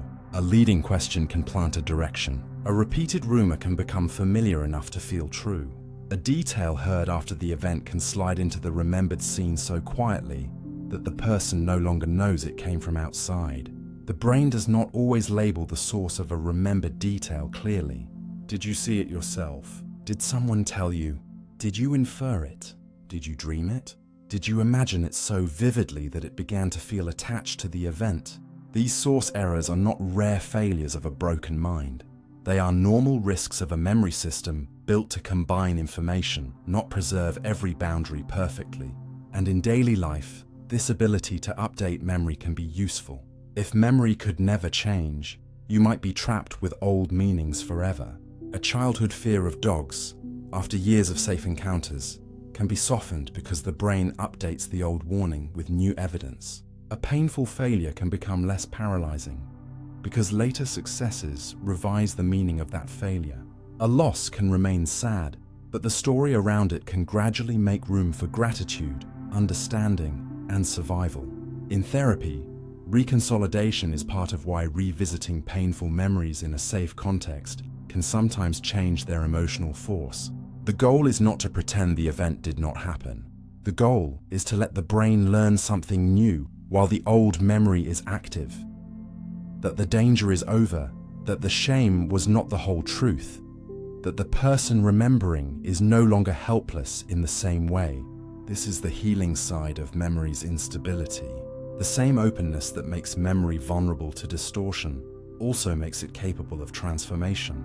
If the past were locked forever in its first emotional form, people would have no way to grow around it. But because remembered stories can change, suffering can sometimes be reinterpreted, not erased, but placed inside a wider frame. Still, this creates a difficult responsibility. Every time you tell a story about yourself, you may be strengthening one path through the past while letting others weaken. If you repeat, "I have always been a failure," your mind may begin selecting evidence that supports that identity and ignoring moments that complicate it. If you repeat, "No one ever cared," the pain may be real, but the story may become too total, too smooth, too final, leaving no room for the people who did try, however imperfectly. If you repeat, "That was the moment everything was ruined," the memory may harden around one interpretation until other meanings can no longer breathe. The mind loves coherence. It wants a story that makes sense, but sometimes coherence comes at the cost of complexity. A simple story can feel comforting because it gives pain a shape, yet it can also imprison you if it becomes the only version you're allowed to remember. This is why memory asks for gentleness. Not blind trust, not constant suspicion, but gentleness. You can honor what you remember without treating every detail as sacred. You can listen to your past without letting it become a dictator. You can ask, "What happened?" But also, "What have I added to this? What have I repeated so many times that it now feels inevitable? What might this memory mean if I looked at it from the person I am today, not the person I was then?" These questions do not destroy the past. They make space around it. They remind you that memory is not only a record of injury, love, fear, and change. It is also a living relationship with those things. And perhaps this is why old memories can surprise you. One day, a scene that once felt only painful may return with sadness, but also tenderness. You may remember not just what you lost, but how hard you were trying. You may remember not just the embarrassment, but the innocence beneath it. You may remember not just someone's absence, but the depth of what their presence once gave you. The story changes, and when the story changes, the self who carries it changes too. So every act of remembering becomes more than a glance backward. It becomes a quiet revision point, a meeting between the past event and the present mind. The past may be gone, but your relationship to it is still alive. Each time you remember, the story can be touched again, colored again, tightened or loosened, wounded or healed. And somewhere in that fragile process, you begin to understand that memory is not only how the past survives inside you, it is how the past continues to become part of who you are. Your sense of self is updated, moment by moment. The you that feels so solid from the inside is being quietly refreshed every moment, like a living image that must keep updating or else disappear. You may feel as if there is a fixed self sitting somewhere behind your eyes, watching the world, making choices, carrying the same identity from one second to the next. But the sense of being you is not a single object the brain finds and protects. It is an ongoing construction built from many changing signals. The position of your body, the rhythm of your heartbeat, the tension in your muscles, the state of your stomach, the tone of your emotions, the direction of your attention, the feeling of control over your actions, and the social meaning of what is happening around you. At every moment, the brain has to answer a quiet question. What is part of me? What is happening to me? And what am I doing? Those answers feel automatic, but they are not simple. Your sense of self depends on the brain constantly monitoring the body from within and the world from without, then blending those signals into one personal center of experience. This is why you can feel different before and after a deep breath, after a bad message, after a long night without sleep, after a compliment, after hunger, after pain, after a room suddenly becomes quiet. The name is the same, the body is mostly the same, but the felt self has shifted. It has been updated by the state of the system carrying it. One reason this matters is that the brain does not treat the body as a passive container. It builds a body map, a flexible sense of where the body is, what it can do, what belongs to it, and what threatens it. This map is updated through signals from muscles and joints, pressure on the skin, balance organs in the inner ear, vision, and internal sensations from the organs. You normally do not think about this map because it works silently. You can close your eyes and still know where your hand is. You can walk without consciously calculating every step. You can reach for a cup because the brain maintains a living model of your body's shape and possibility. But that model is not fixed. It can adapt when you use a tool, so the tool begins to feel almost like an extension of action. It can adjust after injury. It can become distorted under stress, fatigue, or certain neurological conditions. Even the boundary between body and world is more flexible than it feels. In experiments on body ownership, the brain can sometimes be led to treat something outside the body as if it belongs to the body when vision, touch, and timing are matched in the right way. This does not mean the self is fake. It means the self is inferred. The brain is constantly deciding what counts as mine based on the best available evidence. And most of the time, the evidence is so consistent that ownership feels obvious. Your hand feels like your hand. Your voice feels like your voice. Your thoughts feel like they are happening to you. But beneath that obviousness is a system of constant confirmation. The brain keeps checking. Does this movement match the command I sent? Does this sensation match the body I expect? Does this sound belong to my own action or to something outside me? When the match is strong, you feel agency, the sense that you are the one causing an action. When the match is weak, experience can become strange. A movement may feel unfamiliar. A thought may feel intrusive. A body part may feel distant or unreal. In everyday life, this happens in milder ways than we usually admit. When you are exhausted, your own reflection can feel slightly unfamiliar. When you are anxious, your body can feel like an alarm system you cannot fully control. When you are deeply absorbed in a task, the boundary between you and the action can soften, and you may feel less like someone controlling every movement, and more like movement simply happening through you. The self is not gone in these moments, but its texture changes. It becomes heavier, lighter, sharper, quieter, more threatened, more open. That texture is updated through bodily feeling. Scientists often use the word interoception for the brain's sensing of the body from the inside. Heartbeat, breathing, hunger, nausea, warmth, fatigue, and many other signals that help create the feeling of being alive. These signals do not just tell you what the body is doing. They influence emotion and identity. A fast heartbeat can become excitement in one context and fear in another. A tight chest can become danger, grief, or anticipation, depending on what the brain thinks is happening. The same physical sensation can be given different meaning by the situation around it. This means the self is not only a thinking self, it is a bodily self, interpreted moment by moment. You are not just the story in your head. You are also the breathing, pulsing, sensing organism that the brain is trying to understand. And this organism changes constantly. Blood sugar shifts, hormones shift, posture shifts, breathing shifts, muscle tension shifts. The brain receives these changes and updates the feeling of me accordingly. This is why people often feel like a different person when sick, rested, ashamed, loved, lonely, or calm. The deeper self may seem continuous, but the felt self is constantly being colored by body state. There is also a social layer.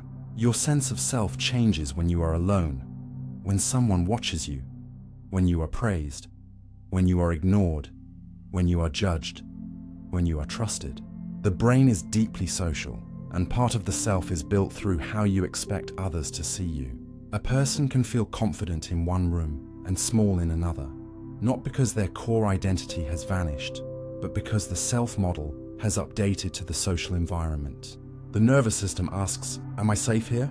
Do I belong here? Am I respected here? Should I defend, hide, open, perform, or relax? These questions may never become words, but the answers shape posture, voice, attention, and emotion. The self is therefore not sealed inside the skull. It is relational. It changes as the body meets the world, and as the world reflects something back. This is why identity can feel so vulnerable. A sentence from another person can alter the way you inhabit yourself. A glance can make you shrink. A gesture of kindness can restore a version of you that stress had buried. You are updated by contact, but this should not make the self seem weak. It makes it adaptive. A fixed self that never updated would be unable to learn, heal, respond, or grow. The brain updates the self so you can remain oriented inside a changing life. It lets you become careful after danger, softer after trust, stronger after practice, wiser after error. The problem begins when old updates remain too powerful, when the brain keeps using an outdated model of who you are. A person who was once humiliated may continue feeling watched even in safety. Someone who learned to stay quiet may still feel unsafe speaking. Someone who failed once may carry the body state of failure into new chances. In these cases, the self is still being updated, but the updates are biased by old predictions. Growth often means giving the brain new evidence strong enough to revise the model. I can act differently now. I can survive this now. I am not only what happened before. This is not instant. The self changes through repetition, through the body learning safety, through actions that teach the nervous system a new identity from the inside. And perhaps that is the most hopeful part. If your sense of self is updated moment by moment, then you are not permanently trapped in one version of yourself. You are not a stone statue hidden behind the eyes. You are a living model, revised by breath, attention, action, relationship, and time. The you that feels broken in one moment may not be the only you available. The you that feels afraid may be a state, not a destiny. The you that feels lost may be a nervous system trying to update without enough safety yet. This does not erase responsibility, and it does not turn identity into something meaningless. It makes identity more alive. It means the self is not something you simply have. It is something the brain keeps composing from signals, choices, and interpretations. So when you feel like one solid person moving through the day, remember the hidden motion beneath that solidity. Your brain is checking your body, your actions, your surroundings, your emotions, and your place among others, then giving you a fresh sense of me again and again. Most of the updates are too small to notice. Some change the entire day. A breath can soften the self. A threat can tighten it. A memory can color it. A choice can strengthen it. A moment of care can return it to itself. And somewhere inside this constant renewal, the self becomes not a fixed thing, but a quiet continuity of updates. A living answer to the question your brain never stops asking. Who am I? Right now, the you from one moment is connected to the next by story. Somewhere between one heartbeat and the next, your brain quietly writes a sentence that says, "This is still me." You do not wake up as a blank creature every moment, forced to prove your identity from the beginning. You feel carried forward. You feel as if the person who opened their eyes this morning, the person who worried yesterday, the person who made mistakes years ago, and the person listening right now are all linked by something stable. But the link is not just biology. It is not only the body continuing, not only the name on your documents, not only the face in the mirror. A deep part of that link is story. The brain does not simply let moments pass. It organizes them into a narrative where one thing explains another, where causes lead to consequences, where pain becomes a chapter, where desire becomes direction, where change becomes a journey instead of chaos. Without that story, your life would still contain sensations, actions, and memories, but they would not feel as strongly like they belong to one continuous person. The story is what lets the mind say, "That happened before, and this is happening now, and somehow both belong to me." This is why human beings do not only remember events, they interpret them. You do not carry your past as a list of facts. You carry it as a shaped meaning. You say, "That made me stronger," or "That changed me," or "That was when I stopped trusting people," or "That was the beginning of everything." These are not just descriptions. They are narrative bridges. They connect one version of you to another, and once those bridges are built, the mind can cross them so often that they begin to feel like truth itself. A child who was laughed at may grow into an adult who tells a story of being unsafe when seen. Someone who failed publicly may build a story of caution. Someone who was loved patiently may carry a story of worth. These stories do not always announce themselves. They become the atmosphere of identity. They decide what feels possible, what feels dangerous, what feels familiar, what kind of future seems to belong to you. In psychology, this is close to what researchers call narrative identity, the internal story a person forms about who they are, how they became that way, and where they are going. It is not pure invention, but it is also not a perfect recording. It is a meaning-making structure. It helps the brain compress a life too large to hold all at once into something with shape. A whole existence cannot be consciously present in a single moment, so the mind turns life into chapters, themes, turning points, losses, recoveries, unfinished questions. That narrative gives continuity to a self that is always changing. You can be shy at one age and confident at another, wounded in one season and open in another, lost in one room and clear in the next. Yet the story can make the changes feel connected rather than random. It says, "I became this because of that." And whether the story is generous or cruel, flexible or rigid, it becomes part of how you experience yourself. This is why people can live inside different versions of the same life. One person may look at years of struggle and see proof that they are broken. Another may see proof that they endured. The events may overlap, but the narrative meaning changes the self who carries them. The brain seems especially drawn to coherence. It dislikes loose fragments. It wants reasons. It wants motives. It wants the feeling that behavior and emotion belong to an understandable pattern. You can see this in ordinary life when you do something almost automatically, and then explain it afterward as if the reason had been clear all along. You choose a seat, avoid a call, feel irritated, say yes, say no, turn away, reach out, and later the mind often creates a clean explanation. Sometimes the explanation is accurate, sometimes it is only partly true, but the act of explaining matters because it protects the sense of being a single, understandable person. Studies of split-brain patients have shown something fascinating about this tendency.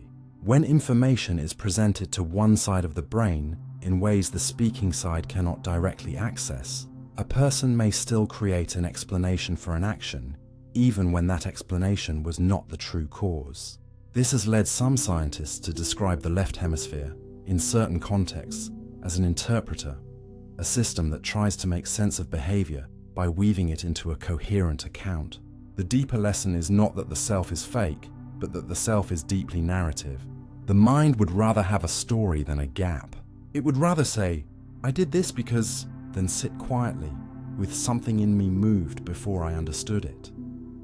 And in everyday life, this interpreter is always working. It turns emotion into identity. It turns repeated choices into character. It turns accidents into signs, losses into lessons, coincidences into patterns, and long confusion into a chapter called becoming. This can help you survive. A painful event without story can feel like pure rupture. A painful event placed inside a wider narrative can sometimes become bearable. It can become part of a path, not just a wound, but story can also trap you. If the narrative becomes too narrow, it stops connecting your moments and starts imprisoning them. I am always abandoned. I ruin everything. People like me never change. I was only happy back then. These stories may be built from real pain, but they can become larger than the evidence. They can reach forward into new moments and force them to fit the old plot. Then the future is no longer met as open. It is auditioned for a role the past has already written. This is one reason change can feel so difficult even when circumstances improve. The body may be in a new place, but the story may still be old. The person may have more strength, more knowledge, more options. But the narrative self may still be speaking from a younger wound.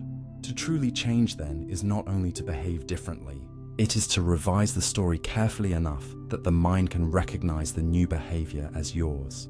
You have to become able to say, this is also me, the one who speaks, the one who leaves, the one who rests, the one who tries again, the one who is not only what happened before. This does not mean pretending the past was different. It means allowing the story to become wider than the most painful chapter. A healthy narrative does not erase contradiction. It can hold complexity. It can say, I was hurt and I still grew. I made mistakes and I am not only my worst moment. I was afraid and I moved anyway. I changed and I am still connected to who I was. That kind of story gives the self room to breathe. It lets continuity survive without freezing identity. Because the you from one moment to the next is not connected by sameness alone. You are not identical to who you were 10 years ago, or even 10 minutes ago. Your cells shift, your mood shifts, your thoughts shift, your understanding shifts. What connects you is the mind's ability to carry meaning across those changes. Story is the bridge over the river of alteration. It lets the self remain recognizable even as the water keeps moving. And perhaps this is why silence can sometimes feel frightening. When a person loses the story of who they are, even temporarily, life can feel weightless in the wrong way. There is no direction, no thread, no reason one moment should lead to another. But when the story returns, even softly, the world begins to organize again. A small task becomes part of healing. A conversation becomes part of repair. A morning becomes part of starting over. The self does not need a grand heroic plot to continue. Sometimes it only needs a gentle sentence. I am still here. This too belongs. The next moment has not been written yet. So when you feel yourself moving through time as one continuous person, remember the quiet narrator inside that feeling. Your brain is not merely carrying moments forward. It is arranging them into a life you can understand from within. It is placing yesterday beside today, giving pain a context, giving choice a direction, giving change a name. And somewhere in that narrative work, the scattered versions of you learn how to recognize each other. The child, the stranger, the wounded one, the hopeful one, the tired one listening now. They are not the same, but they are connected by the story the mind keeps telling in order to remain whole enough to continue. Most of your brain works outside awareness. Beneath the small circle of awareness you call your mind, an enormous amount of your brain is working without ever asking to be noticed. You feel as if you are the one in charge, because the conscious part of you is the part that speaks, explains, worries, plans, and says I. But most of what keeps you alive, oriented, responsive, and mentally functional does not arrive as a clear thought.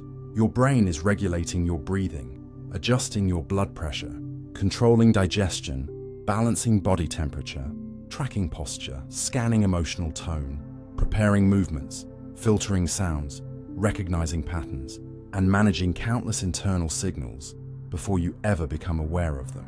You do not consciously instruct your pupils to change size when light shifts. You do not decide the exact pressure your fingers need when picking up a fragile glass. You do not calculate every muscle contraction required to walk across a room. You do not manually sort every sound entering your ears to decide which ones matter. The body and brain are doing these things silently, continuously, intelligently, and most of the time, you only notice them when something goes wrong. This is one of the most humbling facts about consciousness. Awareness is not the whole mind. It is more like a small surface layer floating above deeper systems that are already working. And those deeper systems are not primitive in a simple sense.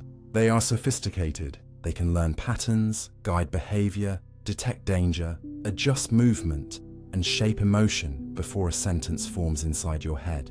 When you reach for a cup, for example, your brain has already estimated its location, prepared the arm movement, adjusted the grip, predicted the weight, and corrected small errors while the hand moves. You experience the action as one simple intention. I picked it up, but the actual control is distributed across networks that operate too quickly and too precisely for conscious thought to micromanage. This is why skilled actions become harder when you overthink them. A musician who consciously analyzes every finger movement may stumble. An athlete who becomes too aware of every motion can lose rhythm. A driver on a familiar road can make dozens of small corrections without narrating them internally. Practice moves knowledge into systems that do not need constant awareness, because consciousness is slow, narrow, and easily overloaded. It is useful for reflection, planning, problem-solving, and flexible attention, but it is not built to handle every detail of living. Much of your intelligence is embodied, automatic, and hidden. Language itself shows this. When you understand a sentence, you are not consciously choosing every grammatical rule.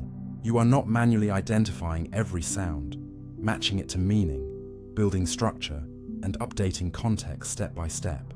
Most of that work happens below awareness. What reaches consciousness is the felt meaning. Someone is joking, warning, lying, asking, remembering, or trying to comfort you. The brain has already done the heavy lifting. Even when you speak, words often arrive before you fully know how you selected them. You begin a sentence and trust that the next phrase will come. Sometimes it does, sometimes it does not, and only then do you notice the machinery behind speech by its failure. The same hidden processing shapes emotion. A room can feel tense before you know why. A face can make you uneasy before you can explain what detail disturbed you. A familiar smell can change your mood before a clear memory appears. Your nervous system is constantly evaluating the world for safety, threat, reward, and social meaning. These evaluations are not always accurate, and they are not magical. They are fast interpretations based on past experience, bodily state, and context. But because they begin outside awareness, they can feel like truth arriving from nowhere.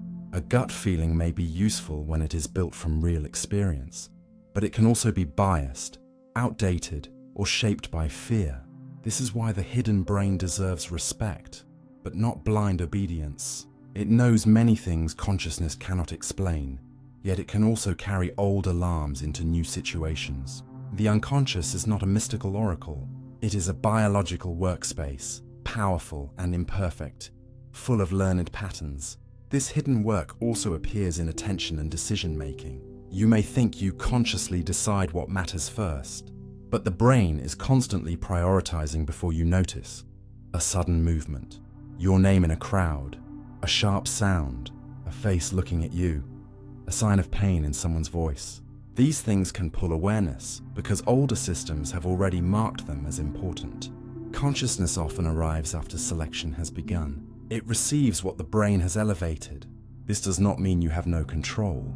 It means control is layered. You can train attention, challenge impulses, pause before reacting, and reshape habits over time. But you do not begin from a blank inner throne. You begin inside a living system already leaning towards some things and away from others. That is why habits can feel like they happen before you have chosen them. The phone is in your hand before you remember deciding to check it. The defensive reply forms before patience catches up. The familiar route is taken before you consciously consider alternatives. These are not signs that the self is absent. They are signs that the self is partly made of automatic tendencies learned through repetition. And because they are learned, they can be changed, but not usually by one dramatic command. They change through practice, environment, repetition, and new rewards strong enough to teach the hidden systems a different pattern. There is also quiet evidence that the brain can process some information without full conscious awareness. In certain experiments, briefly presented or masked stimuli can influence later responses even when people do not report clearly seeing them. This is often called priming, and although its effects depend on conditions and should not be exaggerated, it shows that not every influence on behavior enters awareness as a clear experience. The mind can be nudged by traces. A word, an image, a tone, a recent association can slightly shift what comes next. In daily life, this reminds us that the border between conscious and unconscious is not a wall. It is more like a shoreline where signals rise and sink. Some processes remain deep. Some become feelings. Some become thoughts. Some become actions before they become explanations. And after the action, consciousness often tells a story about why it happened. Sometimes that story is honest and accurate. Sometimes it is incomplete. You may say, "I just felt like it," when in truth your body was tired, the room was loud, your memory was triggered, your attention was pulled, and your brain chose the easiest path. The conscious explanation is not always false, but it may be only the final sentence of a much longer process. This should make you gentler with yourself and more curious about others. People are not always fully aware of why they react, withdraw, repeat, avoid, or desire. There are layers beneath behavior: nervous system states, learned associations, bodily needs, emotional memories, social fears, and automatic predictions. To understand a human being, including yourself, you have to listen not only to what consciousness says, but to what the hidden system keeps doing. And yet, there is something beautiful here. The fact that most of your brain works outside awareness does not make you less alive. It means your life is supported by an invisible depth. You are carried by processes you did not invent and cannot fully observe. Every breath taken without instruction, every step balanced without calculation, every sentence understood without effort, every danger noticed before thought, every skill that moves through your hands. All of it reveals that the mind is larger than the part that speaks. Consciousness may feel like the captain, but it is also a passenger on a vast living vessel, one that has been navigating before the captain gives a name to the sea.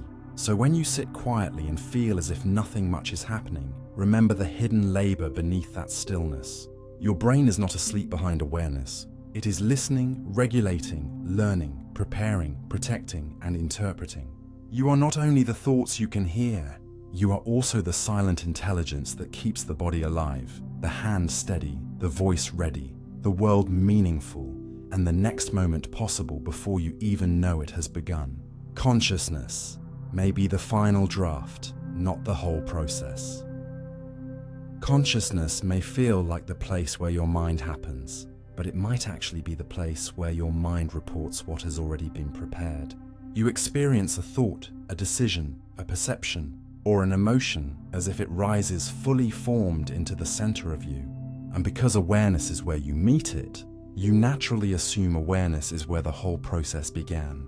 But the brain does not seem to work like a single spotlighted room where everything is built in public.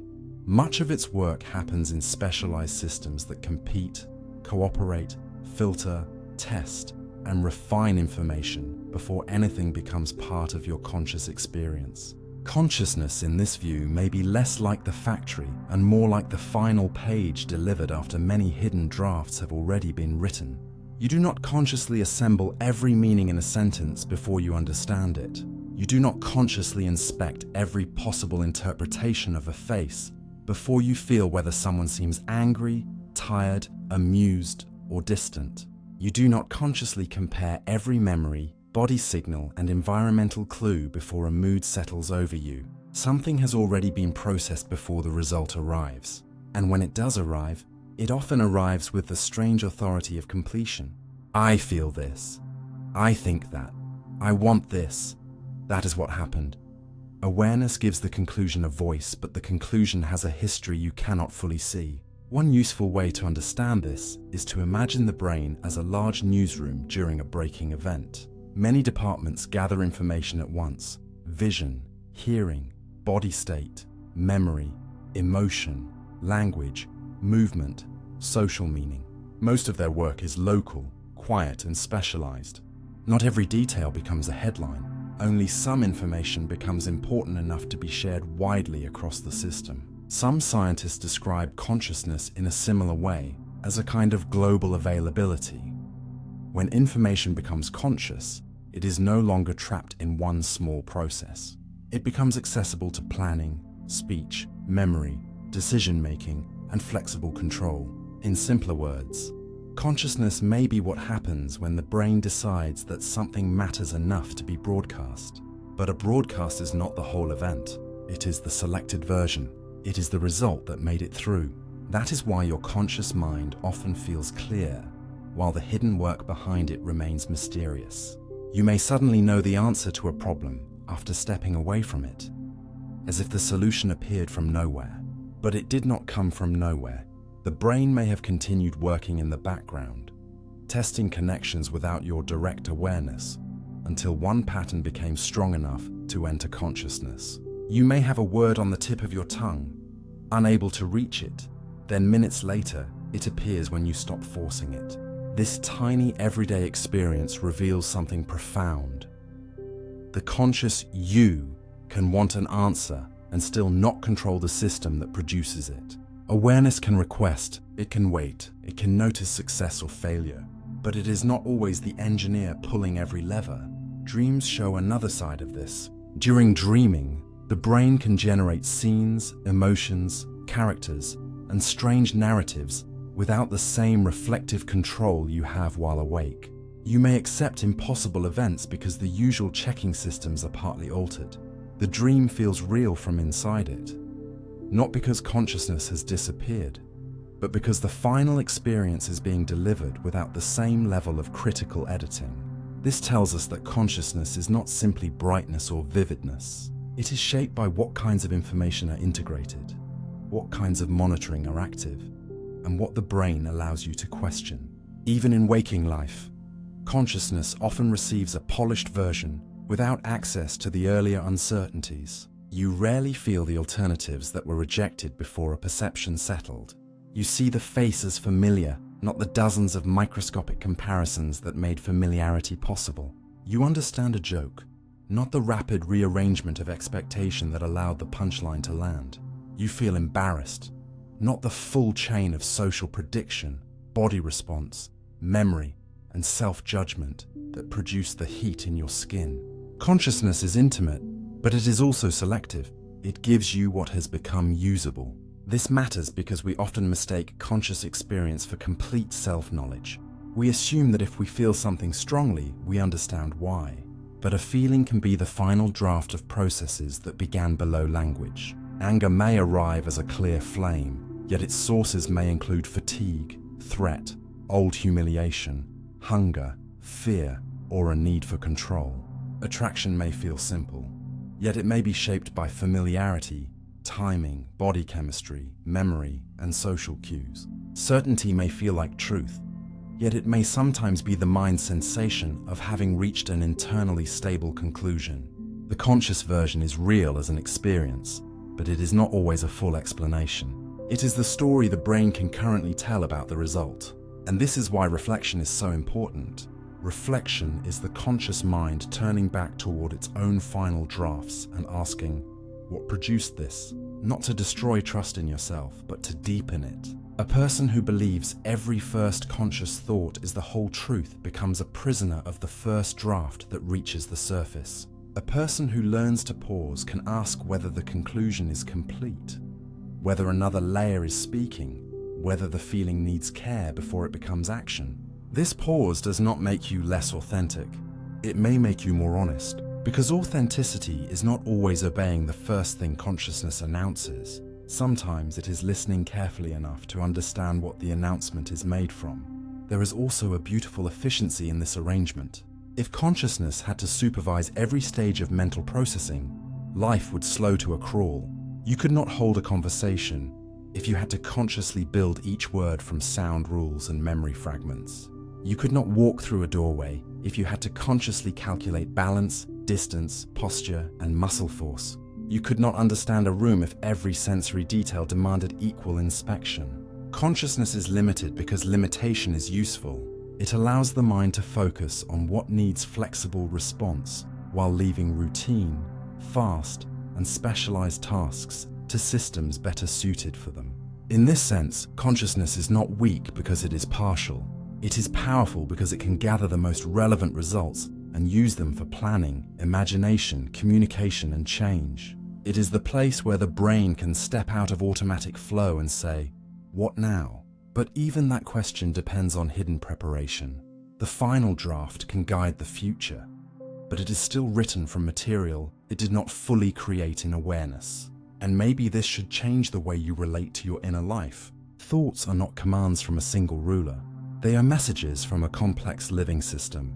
Feelings are not always final verdicts.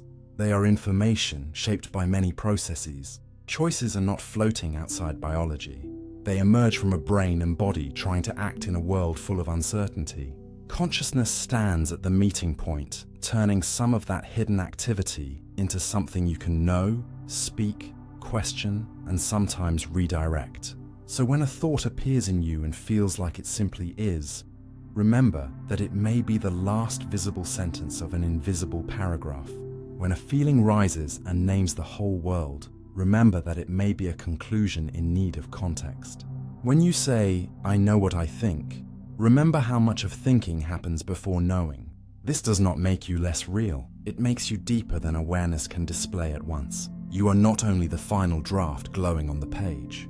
You are also the drafts that were crossed out, the signals that never became words, the silent comparisons, the bodily whispers, the unfinished patterns waiting below the surface. Consciousness may be where the mind becomes readable, but it is not the whole book. It is the page turned toward you, written by a system so vast that even as you read it, more of you is already writing in the dark. Decisions can begin before you feel you chose. The choice you feel arriving as a sudden inner command may have started moving before the conscious you ever entered the room. You lift your hand, answer a message, turn toward one thought instead of another. Choose tea over coffee. Keep silent instead of speaking. And from the inside, it feels as if the decision begins at the bright point where you notice it. I chose this.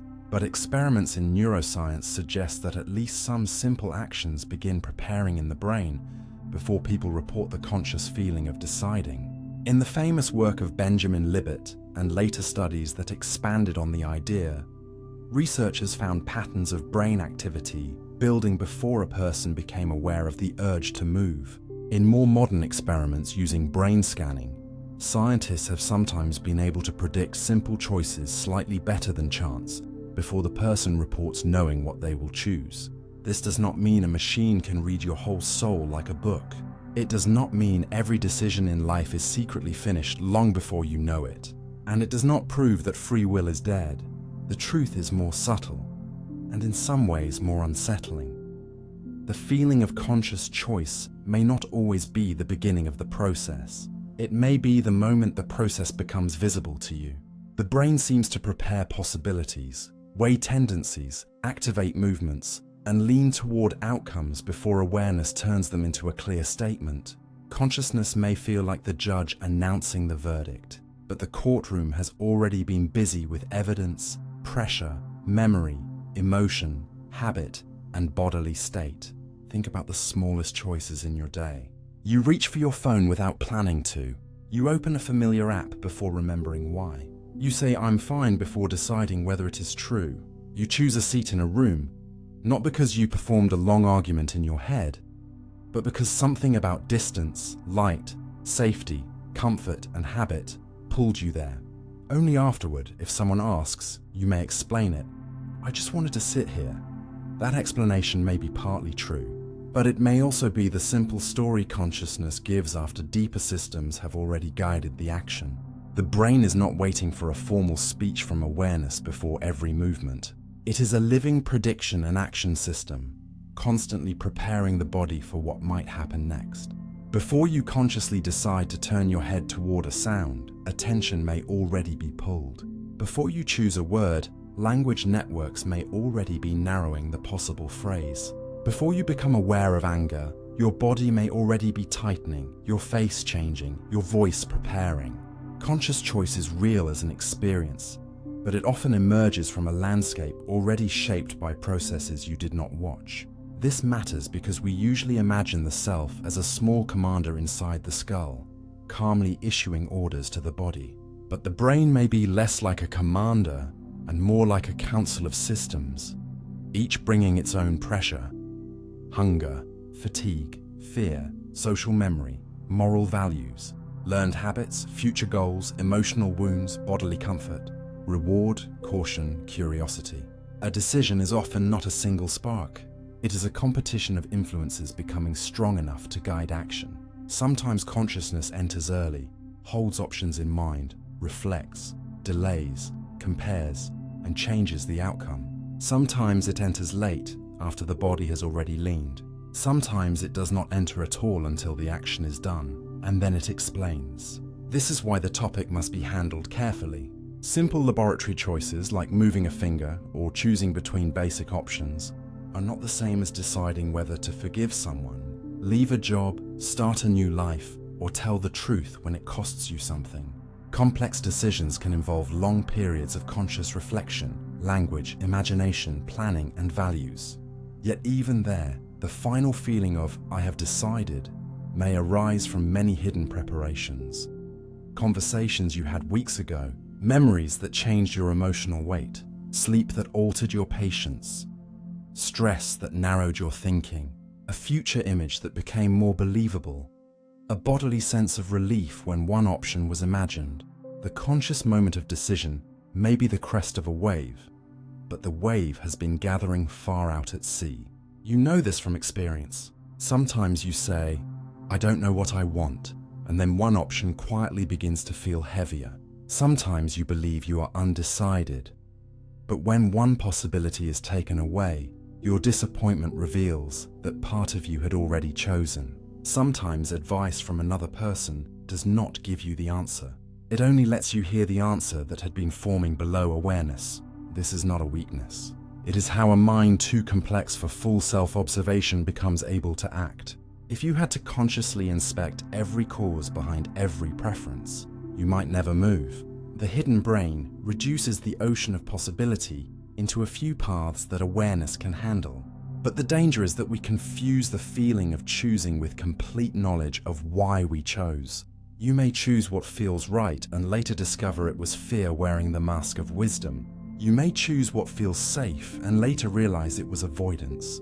You may choose what feels exciting and later see that it was the old hunger for approval. Or, more beautifully, you may choose something difficult and only later understand that courage had been growing in you before you could name it. Decisions can begin before you feel you chose, because the mind is always preparing itself from the materials of your life. Habit is one of those materials. A habit is a decision path that has been walked so many times it no longer needs full permission.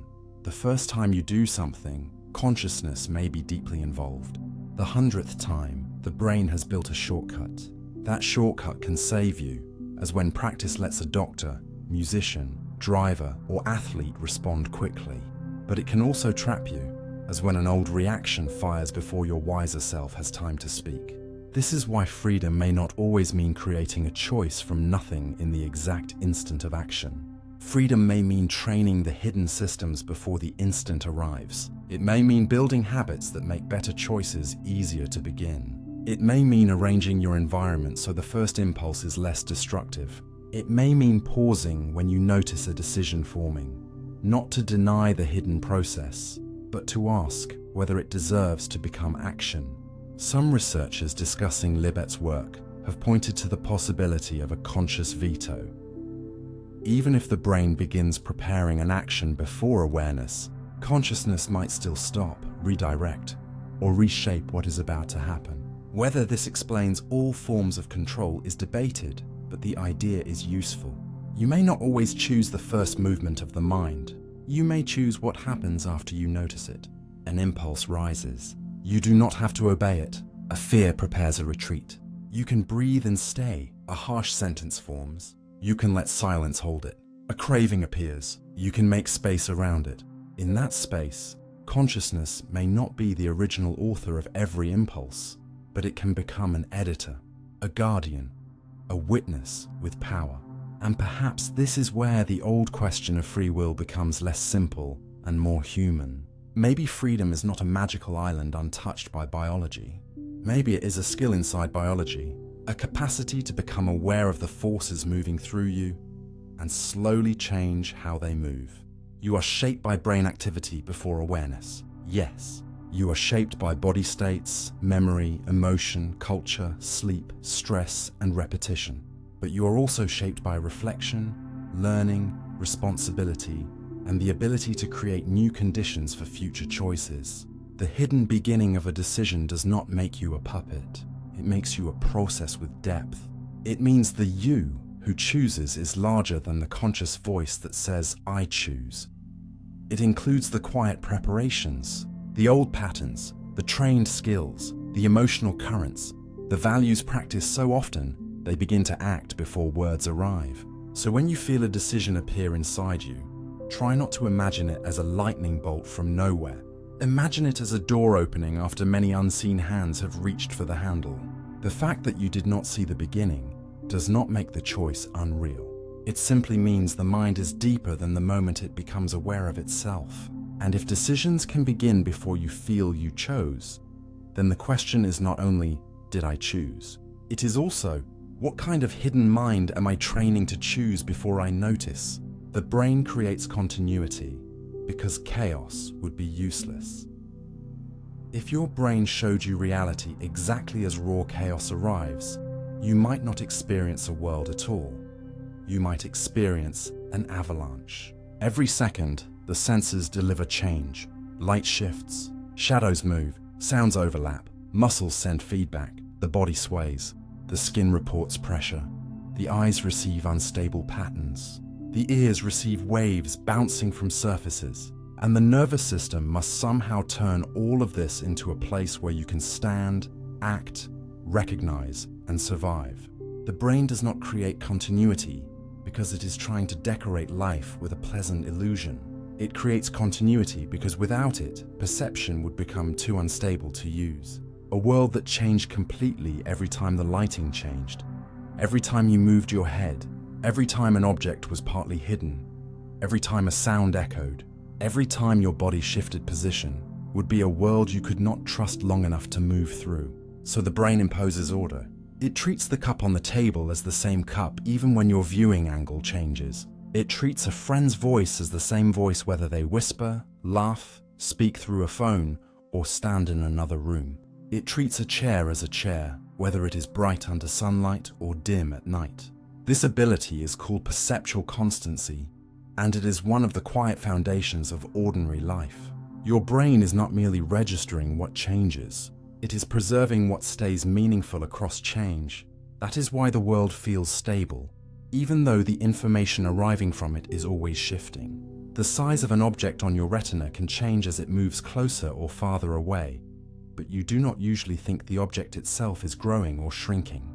A white page reflects different light in the morning, under a lamp or in shadow, but you still experience it as a white page. A door seen from an angle projects a distorted shape to the eyes, but you do not think the door has become a strange, stretched object. The brain corrects, stabilizes, and interprets because usefulness matters more than raw measurement. It asks, what is this thing in the world? Not merely, what pattern is hitting the senses right now? And this is the key. Continuity is a tool for action. You need stable objects to reach, avoid, eat, open, close, lift, throw, and trust.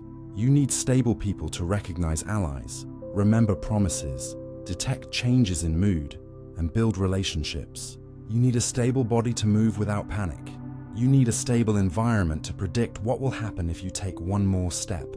Chaos may be closer to the raw input, but chaos is not livable. The brain therefore turns flux into structure. It groups separate sensations into objects. It links cause and effect. It keeps track of what remains the same beneath surface change. This is why object permanence is so important in development. A baby gradually learns that an object can continue to exist even when it is hidden. That lesson may sound simple, but it is a revolution in the mind. It means the world is no longer just what appears. It becomes something that endures. The hidden toy is not gone forever. It is behind the cloth. The parent who leaves the room has not vanished into nothing. They may return. This ability to hold stability beyond immediate sensation allows the mind to build a world instead of being trapped in flashes. Adults live inside a far more complex version of the same principle. You believe your home remains your home when you close the door. You believe the street continues behind you when you turn away. You believe the people you love continue to have inner lives when they are not in front of you. This is not direct perception. It is continuity maintained by the brain, because a world without enduring things would be impossible to navigate emotionally or physically. But the brain does not only stabilize objects, it stabilizes categories. You can see a dog from the front, from the side, in motion, in shadow, as a puppy, as an old animal drawn in a cartoon, or heard barking behind a wall, and still understand dog.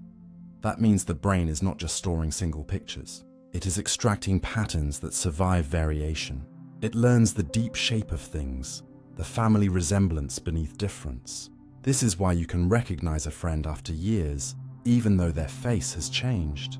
It is why you can understand a word spoken by different accents. It is why you can enter a room you have never seen before and still know what counts as a table, a door, a window, a place to sit. The brain reduces the endless uniqueness of the world into useful patterns. Without this reduction, every moment would be too new. Every chair would be a mystery. Every face would have to be solved from zero. Every movement would demand fresh interpretation. Continuity saves you from drowning in novelty. It lets the unfamiliar become manageable by relating it to what is already known. Yet this same gift can also become a trap. Because the brain loves stability, it can sometimes preserve an interpretation even after reality begins to change. You may keep seeing someone as the person they used to be, long after they have grown. You may keep seeing yourself through an old identity, long after your life has moved beyond it. You may enter a situation expecting danger because similar situations once hurt you, and the brain prefers an old, stable warning over a risky new openness. Continuity is useful, but it is not always accurate. The mind creates a stable world because chaos would be useless, but sometimes the stable world becomes too rigid. It can turn yesterday's lesson into today's prison. This is why perception and belief share a strange family resemblance. Both simplify reality so you can act. Both create continuity across change. Both allow you to move without being overwhelmed. But both can also hide what is new. A person who expects rejection may notice rejection-shaped details everywhere. A person who believes they are incapable may treat every difficulty as proof. A person who has learned that the world is unsafe may feel continuity and threat, even in peaceful places. The brain is not trying to harm them. It is trying to make the world predictable. But predictability is not the same as truth. Sometimes healing means allowing the brain to update continuity, to notice that the old pattern is not the whole world anymore. This takes repetition because the nervous system trusts what has been stable. It does not easily surrender a model that once protected it. And yet, without some stable model, life would scatter into noise. This is the balance the brain must hold. Enough continuity to function, enough flexibility to learn. Too little continuity and the world becomes chaotic, fragmented, overwhelming. Too much continuity and the world becomes frozen by expectation, unable to surprise you. A healthy mind is not one that sees reality without structure. That may not be possible. A healthy mind is one that can build structure and revise it when the world asks for revision. It can say, this is probably the same object, but also, something has changed. It can say, this person is familiar, but also, they are not only who I remember. It can say, I have felt this fear before, but also, this moment may not be that old danger. This is what makes continuity more than a trick. It is a living negotiation between stability and change. The brain has to protect you from chaos, but it also has to protect you from false certainty. And perhaps this is why ordinary consciousness feels so calm most of the time. The world has been simplified enough to become usable. You do not see every photon, every vibration, every microscopic change, every uncertain possibility. You see objects, places, people, meanings, intentions, paths. You see a world arranged for action. You see reality after the brain has reduced its impossible richness into a human scale. There is something almost merciful in that. You are not built to experience the universe as total information. You are built to live, to reach for water, to recognize a voice, to notice danger, to return home, to remember who matters, to keep moving through a world that would otherwise be too much. So when reality feels continuous, do not think of it only as an illusion. Think of it as a survival architecture. The brain creates continuity because chaos would be useless, because a creature cannot love, learn, flee, speak, build, or heal inside pure disorder. It must be given a world that holds together long enough to matter. And that is what your brain gives you every waking second. Not the full storm, but a path through it. Not every fragment, but a pattern. Not raw chaos, but a reality stable enough for you to call it life. Reality feels stable because your brain needs it. Stable. Reality feels stable not because the world is perfectly calm, but because your brain is constantly fighting to keep uncertainty from becoming unbearable. You do not simply need a world that exists. You need a world that can be trusted long enough for your body to move, breathe, predict, and survive. Stability is not just a pleasant feature of consciousness. It is a biological need. The brain is locked inside darkness, sealed within the skull, receiving only signals, pressure, vibration, light patterns, chemical changes, muscle tension, balance information, temperature, pain, hunger, and the hidden rhythms of the organs. From these signals, it must build a world that feels solid enough to act in. If the brain treated every sensory change as a total mystery, you would be trapped in constant alarm. Every shadow would demand investigation. Every unfamiliar sound would become a possible threat. Every bodily sensation would feel like a crisis. Every moment would arrive as too new, too unstable, too expensive to process from the beginning. So the brain does something essential. It works to reduce uncertainty. It tries to keep reality predictable enough that the body can maintain itself. This is closely tied to the brain's deeper job of regulation. Long before you think about meaning, the nervous system is trying to keep the body alive. Enough oxygen, enough energy, enough balance, enough safety, enough readiness. A stable world helps with that regulation. If your environment feels predictable, the body can relax some of its defenses. If the world feels unpredictable, the body prepares. Heart rate may rise, muscles may tighten, attention may narrow, breathing may shift, and the mind may begin scanning for danger. This means stability is not only something you see, it is something you feel in the body. A familiar room can calm you before you think about why. A sudden strange noise can disturb you before you understand it. A person's unpredictable mood can make the whole room feel unstable, even if the furniture has not moved. The brain is not asking only, "What is this?" It is asking, "Can I safely exist here?" That question shapes reality from the inside. When the answer feels yes, the world becomes smoother, wider, less sharp. When the answer feels no, the world becomes intense, fragmented, and urgent. You can feel this during stress.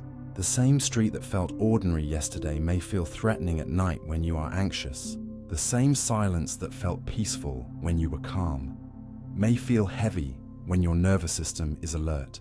The same message left unread may feel neutral on one day and deeply ominous on another. The outside world has changed only a little, but the brain's need for stability has changed the meaning of what it presents. This is not weakness. It is the brain trying to protect the organism. It uses past experience, current body state, and environmental clues to decide how stable reality should feel. And when those clues conflict, stability can break. Motion sickness is a simple physical example. When your eyes, inner ear, and body signals disagree about movement, such as when you read in a moving car, the brain struggles to settle on one coherent model of what is happening. Are you still? Are you moving? Why does the body feel motion while the eyes focus on a stable page? That conflict can create nausea because the nervous system does not like unresolved sensory disagreement. Dizziness and vertigo show another side of this. When balance signals become unreliable, the world may seem to tilt, spin, or slide, even if the room itself is still. In those moments, you realize that the stable world you usually trust depends on the brain quietly aligning many systems you never notice. Vision, balance, touch, posture, muscle feedback, and expectation. Stability is not sitting out there fully finished. It is a relationship between the world and the nervous system's ability to organize it. When that organization weakens, reality can feel suddenly strange. This is also why psychological instability can alter the texture of perception. Under intense anxiety, trauma, or exhaustion, people may experience derealization, where the world feels distant, dreamlike, artificial, or emotionally flat. They may know logically that the world is real, but it does not feel real in the usual way. This shows that the feeling of reality is not identical to factual knowledge. It is also a regulated state. The brain must not only identify the world, it must make the world feel present, believable, and safe enough to inhabit. When stress overwhelms the system, the mind may create distance as a form of protection. The world becomes less emotionally immediate, as if the brain has turned down the intensity to prevent overload. Again, this does not mean reality has vanished. It means the brain's stabilizing process has changed. The same principle appears in attention and emotion. A worried mind tries to stabilize the future by imagining every possible threat. It believes it is preparing, but often it creates more instability. A controlling mind tries to reduce uncertainty by forcing outcomes, routines, or people into predictability. A grieving mind may search for patterns because randomness feels too painful. A lonely mind may read meaning into small signals because social uncertainty is hard to bear. In each case, the brain is trying to make life less chaotic, but its strategy can either soothe or trap. This is the paradox. The brain needs stability, but it can become attached to false stability. It may prefer a painful certainty over an open unknown. It may cling to an old belief because the belief gives shape, even if that shape hurts. It may keep repeating a familiar fear because unfamiliar safety feels harder to trust than predictable danger. The nervous system often chooses what is known before it chooses what is good. That is why healing can feel uncomfortable at first. A calmer life may not immediately feel safe to a brain trained by instability. Silence may feel suspicious. Kindness may feel unfamiliar. Rest may feel undeserved. The brain has to learn a new kind of stability, not just be told about it. It needs repeated evidence that the world can be steady without being controlled, that the body can relax without being punished, that not every unknown is a threat. This is why routines, sleep, supportive relationships, steady environments, and repeated safe experiences matter so deeply. They do not just make life convenient, they teach the brain what kind of world it is living in. A predictable bedtime, a trusted voice, a familiar morning rhythm, a place where your body is not bracing. These are not small things to the nervous system. They are signals that reality can hold. They give the brain permission to stop burning energy on constant defense. And when the brain feels less threatened, perception opens. You notice more. You breathe more fully. You think with more flexibility. The world becomes not only stable but spacious. This should make you rethink the feeling of normal reality. Normal reality is not merely what appears when nothing unusual is happening. Normal reality is an achievement of regulation.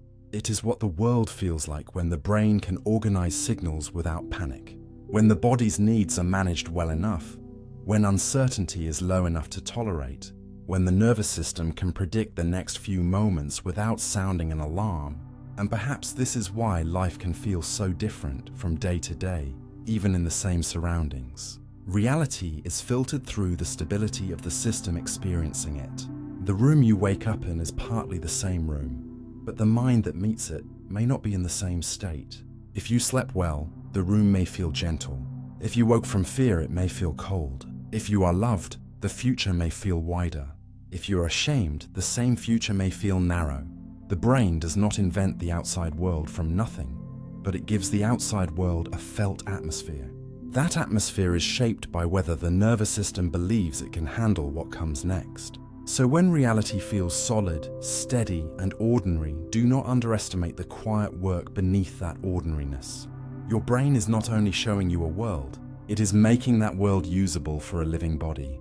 It is reducing uncertainty, aligning senses, regulating threat, preserving enough predictability for thought and action to continue. And when reality feels unstable, it may not mean the world has become unreal. It may mean your brain is struggling to find a pattern strong enough to rest inside. The deep truth is this: you do not just need facts. You need a reality that feels safe enough to become experience. Stability is the nervous system's way of saying, for this moment, you can keep going. When the stitching fails, reality feels strange. Reality begins to feel strange when the brain can still receive the pieces of the world, but can no longer join them into the kind of world you are used to living in. This is the part of perception people rarely think about. Seeing a room, hearing a voice, feeling your body, recognizing a face, and knowing where you are do not come from one single switch turning on inside the mind. They depend on many systems agreeing with each other at the right time. Color, shape, motion, depth, body position, emotion, memory, and meaning are processed through different pathways, and under ordinary conditions, the brain binds them so well that you experience one unified reality.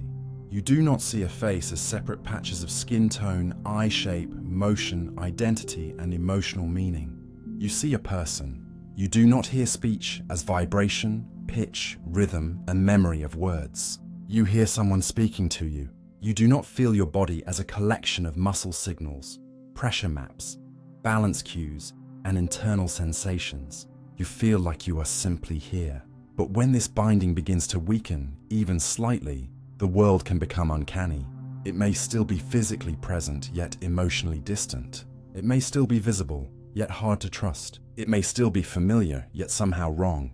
The brain is not failing to create reality from nothing. It is failing to create the usual agreement between reality's parts. And when agreement breaks, strangeness leaks in. In neuroscience, one of the deep problems is called the binding problem. How does the brain combine separate features into one coherent experience? A red ball rolling across the floor is not processed as one simple thing from the beginning. Its color, location, shape, and movement are handled by different neural systems, yet you experience one moving red ball. The brain must decide that these features belong together. It must bind them into one object across time. Most of the time, this works so cleanly that the result feels obvious. But certain neurological conditions reveal how fragile the unity can be. In rare cases of motion perception problems, sometimes called achinotopsia, a person may have difficulty seeing smooth motion and instead experience the world more like a sequence of frozen positions. Pouring tea can become difficult because the liquid does not appear to flow normally. It seems to jump. Crossing a street can become terrifying because cars may not be perceived as moving in the ordinary continuous way. The eyes may still receive light, but the motion system is not giving the world its usual fluid life. In other conditions, such as visual agnosia, a person may see an object but struggle to recognize what it is. The shape is there, but the meaning does not arrive in the usual way. In prosopagnosia, a person may see faces clearly, but fail to recognize identity through the face. The features are visible, yet the feeling of "I know this person" does not attach. These conditions show that reality is not only about receiving sensory input. Reality, as you experience it, also depends on recognition, integration, and meaning. When those connections break, the world does not simply go dark. It becomes stranger than darkness. It becomes present without being fully understood.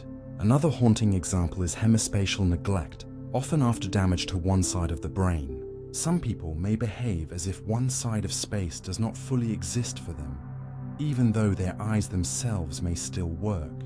They may eat food from only one side of a plate, shave only one side of the face, or ignore objects on one side of the room. This is not ordinary blindness. It is a disturbance in attention and spatial awareness. The world is there, but part of it is not being given the status of relevance.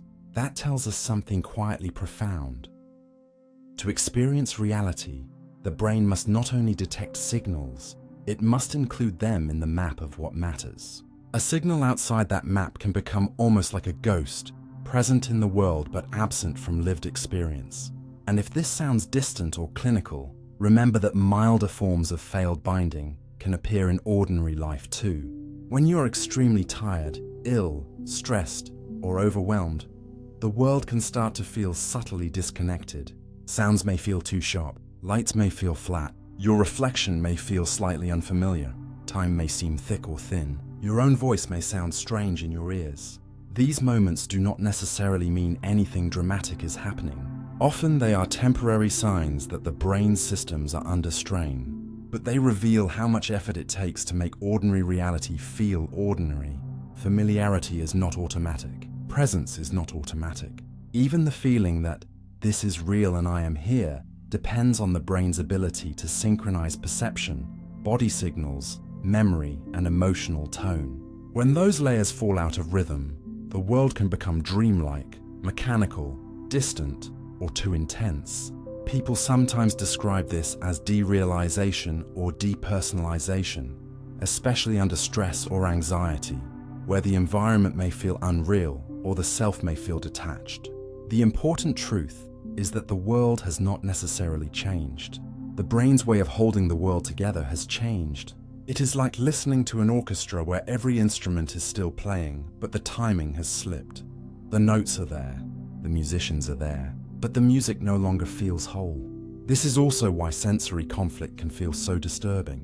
In virtual reality, for example, your eyes may tell you that you are moving through space, while your body and inner ear say you are still. For some people, this mismatch creates nausea, dizziness, or unease.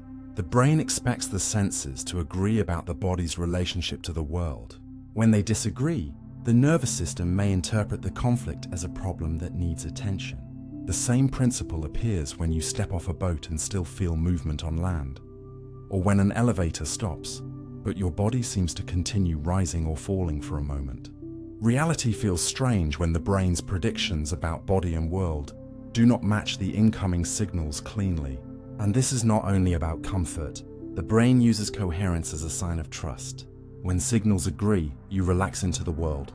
When they conflict, you begin to question the world or yourself or both. That questioning can be deeply unsettling because most of us rely on the feeling of reality without realizing it is a feeling. We assume realness belongs to the outside world alone, but realness is also something the brain generates through successful integration. A familiar face must not only be seen, it must be recognized as familiar. A room must not only surround you, it must feel like a place you are located inside. A hand must not only move, it must feel like your hand moving because of you. When these layers align, reality feels natural. When they separate, reality becomes strange at the seams.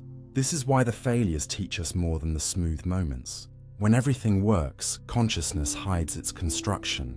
When something slips, the hidden architecture becomes visible. You realize that the stable world is not one thing. It is a collaboration. The brain is constantly matching sight with touch, sound with source, memory with location, body with action, emotion with meaning. It is constantly deciding what belongs together and what does not. A shadow belongs to an object. A voice belongs to a person. A sensation belongs to your body. A thought belongs to your mind. A place belongs to your life. These decisions are so ordinary that they feel like reality itself, but they are decisions all the same. And when the decisions become uncertain, the world can feel haunted by wrongness. Not because it is false, but because it is no longer being held together in the usual way. There is a quiet lesson here, and it is not meant to frighten you. It is meant to deepen your respect for the mind. The feeling that reality is normal is not a small achievement. It is a delicate harmony maintained across the senses, the body, memory, and attention. Every ordinary morning, when the floor feels solid, your name feels yours, your hands feel attached. Voices have owners, faces have identities, and rooms have meaning. The brain is performing a vast act of coordination. You only notice the stitching when it loosens. You only notice the music when the timing slips. But the music was always being played. So when reality feels steady, familiar, and whole, remember that this wholeness is not guaranteed by the world alone. It is built in the meeting between the world and a nervous system able to bind it. And when that binding fails, even for a moment, the universe does not have to disappear to become strange. It only has to stop fitting together in the way your mind expected. Déjà vu feels like a glitch in the mind's timeline. Déjà vu feels like the mind has briefly slipped out of time, as if the present arrived wearing the face of a memory that should not exist. You are standing in a room you know you have never entered, hearing a sentence you know no one has ever said to you before, and yet something in the nervous system whispers, "This has already happened." The feeling is usually brief, sometimes only a few seconds, but while it lasts, it can be strangely powerful. It is not ordinary recognition. It is recognition without evidence. It is familiarity detached from a clear source. You do not remember the exact day, the exact place, the exact reason this moment should be familiar, but the feeling of familiarity arrives anyway, clean and forceful, like a signal sent to the wrong address. That is why déjà vu can feel like a glitch in the mind's timeline. The brain is not showing you a real doorway into the past or a secret preview of fate. There is no good scientific evidence that déjà vu proves reincarnation, prophecy, parallel lives, or time travel. But the real explanation is still fascinating, because it reveals something deeper about how your brain decides whether a moment belongs to the present or has been lived before. Memory is not only a collection of scenes you can describe, it also includes a feeling of familiarity, a quiet signal that says, "I know this." Most of the time, familiarity and actual recollection work together. You see a friend's face, and you not only feel that the face is familiar, but you can also place it inside a story. Their name, your history, where you met, what they mean to you. But déjà vu may occur when the familiarity signal turns on without the full memory behind it. The mind receives the emotional tag of known without the content that would explain why. It is like opening a book and finding a bookmark on a page you are certain you have never read. One theory links this to a mismatch between two memory processes, one that produces familiarity and one that retrieves detailed recollection. When familiarity activates too strongly, or at the wrong moment, the present can feel falsely old. The room is new, but the brain marks it as known. The conversation is fresh, but the mind gives it the texture of repetition. And because the signal comes from inside your own memory system, it feels convincing. You do not merely think, "This is familiar." You feel it in the bones of perception. The temporal lobe, especially regions involved in memory and familiarity, appears to be important here. Déjà vu is common in healthy people, but it is also known to occur more intensely in some people with temporal lobe epilepsy, sometimes as part of an aura before a seizure. This connection does not mean ordinary déjà vu is dangerous. For most people, occasional déjà vu is normal, but the epilepsy link is scientifically important because it suggests that when certain memory-related circuits are activated in unusual ways, the feeling of familiarity can be produced without a real matching memory. In other words, déjà vu may not be a message from the universe. It may be the brain's recognition machinery firing out of sequence. And still, that does not make it less mysterious from the inside. If anything, it makes the mystery more intimate. It means the feeling that time is flowing correctly depends on the brain's ability to label experience properly. This is new. This is remembered. This is imagined. This is familiar. This is happening now. When those labels briefly overlap, reality takes on an uncanny shimmer. Another possible explanation involves similarity. Sometimes a new place or situation may share a hidden structure with something you have experienced before, even if you cannot consciously identify the earlier source. A hallway may have the same layout as a hotel you once stayed in. A person's tone may resemble someone from years ago. A scene may match the emotional geometry of an old moment, the angle of a table, the light near a window, the rhythm of waiting, the shape of someone turning toward you. Your brain may detect this resemblance below clear awareness and produce familiarity before you can locate the reason. The result feels impossible because the source is missing. You know the moment is new, but some pattern inside it has touched an old trace. Déjà vu may therefore reveal how sensitive the brain is to patterns beneath conscious naming. It does not only recognize exact copies, it recognizes partial echoes, and sometimes an echo is strong enough to make the present feel haunted by a past you cannot find. There is also a timing aspect that researchers have considered. If information is processed in slightly different streams, and one stream reaches familiarity systems in an unusual way, the brain may treat the second pass as a repeated experience, even though the repetition happened only inside processing itself. In simple terms, the mind may mistake a tiny internal delay or double processing effect for having experienced the moment before. This idea is not proven as the single answer to all déjà vu, but it captures the strange feeling well. The present seems to arrive twice, and the second arrival is misread as memory. That is why déjà vu feels less like remembering a specific event and more like time folding over itself for a moment. The brain is trying to sort newness and familiarity, but the tags do not line up cleanly. The opposite experience can also happen, and it is called jamais vu. Something familiar suddenly feels unfamiliar. A word you repeat too many times may start to sound strange. A familiar place may briefly lose its usual emotional identity. Your own name, if stared at or spoken repeatedly, can begin to feel oddly detached. This opposite effect helps reveal the same hidden machinery. Familiarity is not permanently glued to the world. It is generated. It can appear where it should not, as in déjà vu, or fade where it should remain, as in jamais vu. The stable feeling that, I know this place, this word, this person, this life, depends on the brain continually giving experience the right tone of familiarity. Most of the time, it succeeds so completely that you never question it.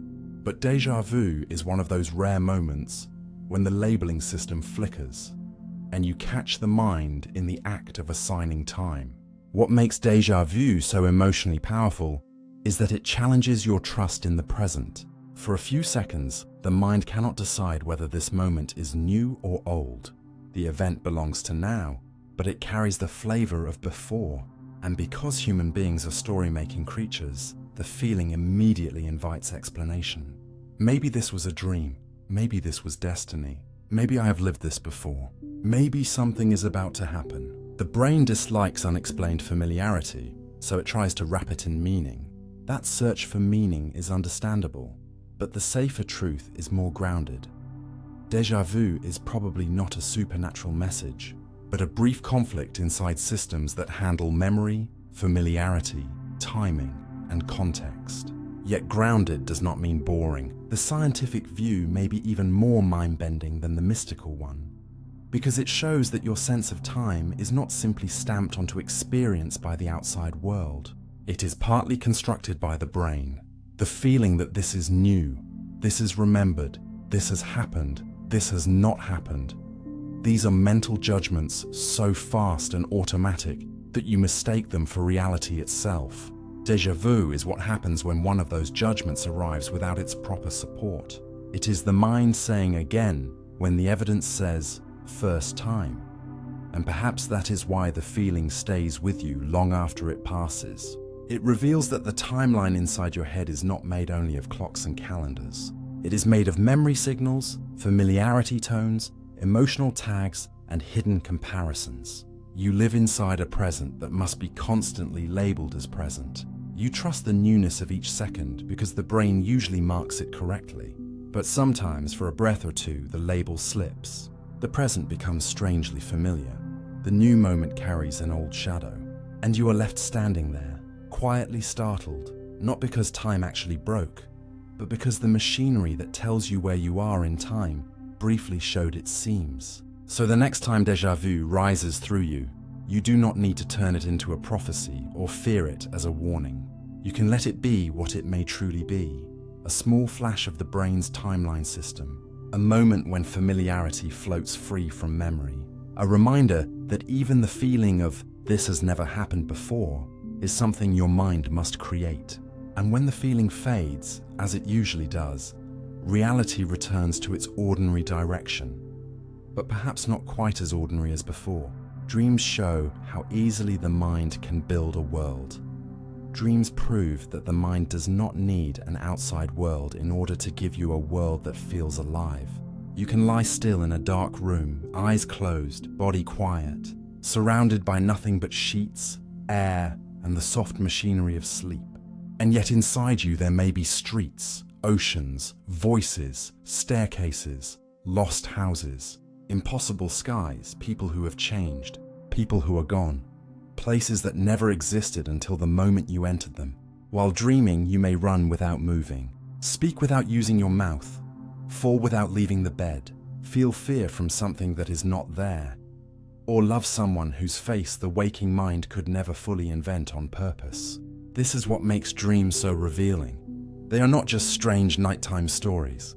They are evidence that the brain can generate a convincing experience of reality from within. During waking life, the mind uses signals from the senses to build a usable world. In dreams, many of those outside signals are reduced, yet the brain still creates space, bodies, events, emotions, and meaning. It does not wait for the eyes to deliver a landscape. It can produce one. It does not wait for a real person to speak. It can create a voice. It does not need an actual threat in the room to make the heart race. It can build danger out of memory, emotion, and imagination, then make you live inside it.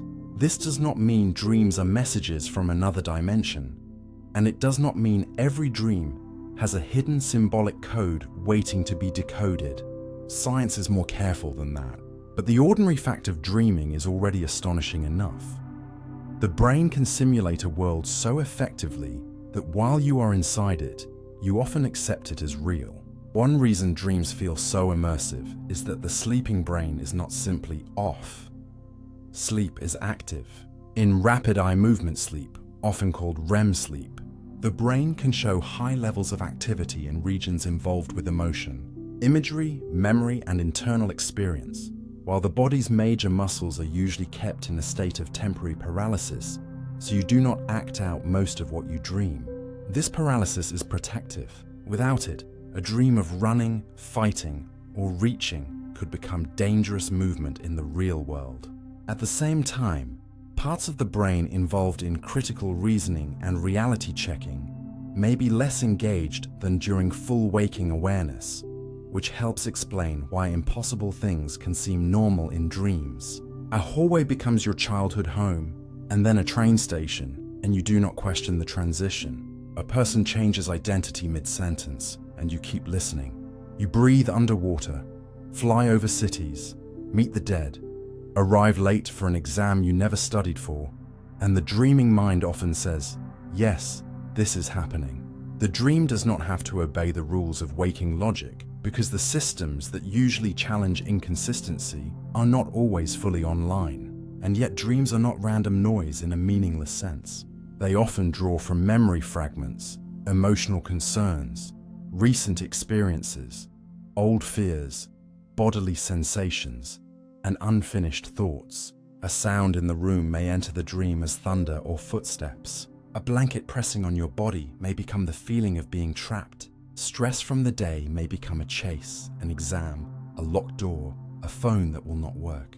The dream uses whatever material is available, but it does not arrange it like a careful documentary. It arranges it more like a living theater, blending pieces into scenes that feel emotionally true, even when they are physically impossible. This is why dreams can feel more intense than ordinary thought. They are not only images, they are embodied states. A dream can bring panic, shame, desire, relief, grief, or wonder with such force that you wake up still carrying the feeling, even after the plot dissolves. The facts of the dream may vanish in seconds, but the emotion can remain like warmth from a fire that has already gone out. That emotional intensity may be one reason dreams have fascinated human beings for thousands of years. They feel meaningful because they use the deepest materials of the mind: fear, longing, memory, threat, attachment, hope, regret. But meaning in dreams does not have to mean prophecy. A dream about falling may not predict failure. A dream about losing someone may not mean they will leave. A dream about a strange house may not be a secret map of your soul. Still, dreams can reveal what the mind is processing, what the body is carrying, what emotions are active below the surface. They can show the mind trying to digest experience without the tight structure of waking control. In that way, dreams are not necessarily messages from somewhere else. They may be messages from the brain's own unfinished weather. Another remarkable thing about dreams is how easily they create a sense of place. You may dream of a city you have never visited, yet inside the dream it has geography. You know where the alley leads. You know the room upstairs is important. You know the person behind the door matters. The dreaming brain builds not just images, but relationships between images. It creates a world with implied history. Sometimes you wake and realize the place could not exist, but while dreaming, it had depth. This tells us that the feeling of being in a world is not the same as accurately perceiving the outside world. The brain can generate the sense of a surrounding environment internally. It can create direction, distance, familiarity, danger, and destination without actual movement through space. Virtual reality technology tries to imitate this from the outside, but dreams show that the brain has always had its own internal simulator. And unlike a movie, you are usually not just watching the dream. You are inside it. You have a dream body. You look, move, react, hide, search, speak, and feel located somewhere. Even when the dream is bizarre, it often has a center of experience, someone it is happening to. That someone is you, or at least a dream version of you. Sometimes you are younger. Sometimes you are strangely calm in a terrifying situation. Sometimes you accept an identity that would make no sense when awake. This shows that the dream self is also constructed for the needs of the dream world. It does not always bring your full waking biography with it. It brings enough you to make the scene personal. Enough fear to run, enough desire to search, enough recognition to feel that a stranger is somehow familiar, enough memory to turn a room into a wound or a reunion. Dreams also reveal how fragile waking certainty can be. When you wake from a vivid dream, there may be a brief moment where two realities overlap. The dream is fading, but its emotional truth is still present. You know you are in bed, yet part of the body still believes it was falling, escaping, grieving, or being watched. This transition is important because it shows that reality is not only a set of sensory facts. It is also a state the brain settles into. Waking reality returns as the senses strengthen. The body is remapped, memory of the room stabilizes, and the logic of the day comes back online. The dream world collapses not because it was nothing, but because it no longer has the brain state needed to support it. It was real as an experience while it lasted, even though it was not real as an external place. That distinction matters. Dreams are not false in the way a simple lie is false. They are internally generated experiences. The fear in a nightmare is real fear. The grief in a dream reunion is real grief. The relief of waking is real relief. What was unreal was the external cause. This is why the mind can wake changed by something that never happened. A dream can make you miss someone.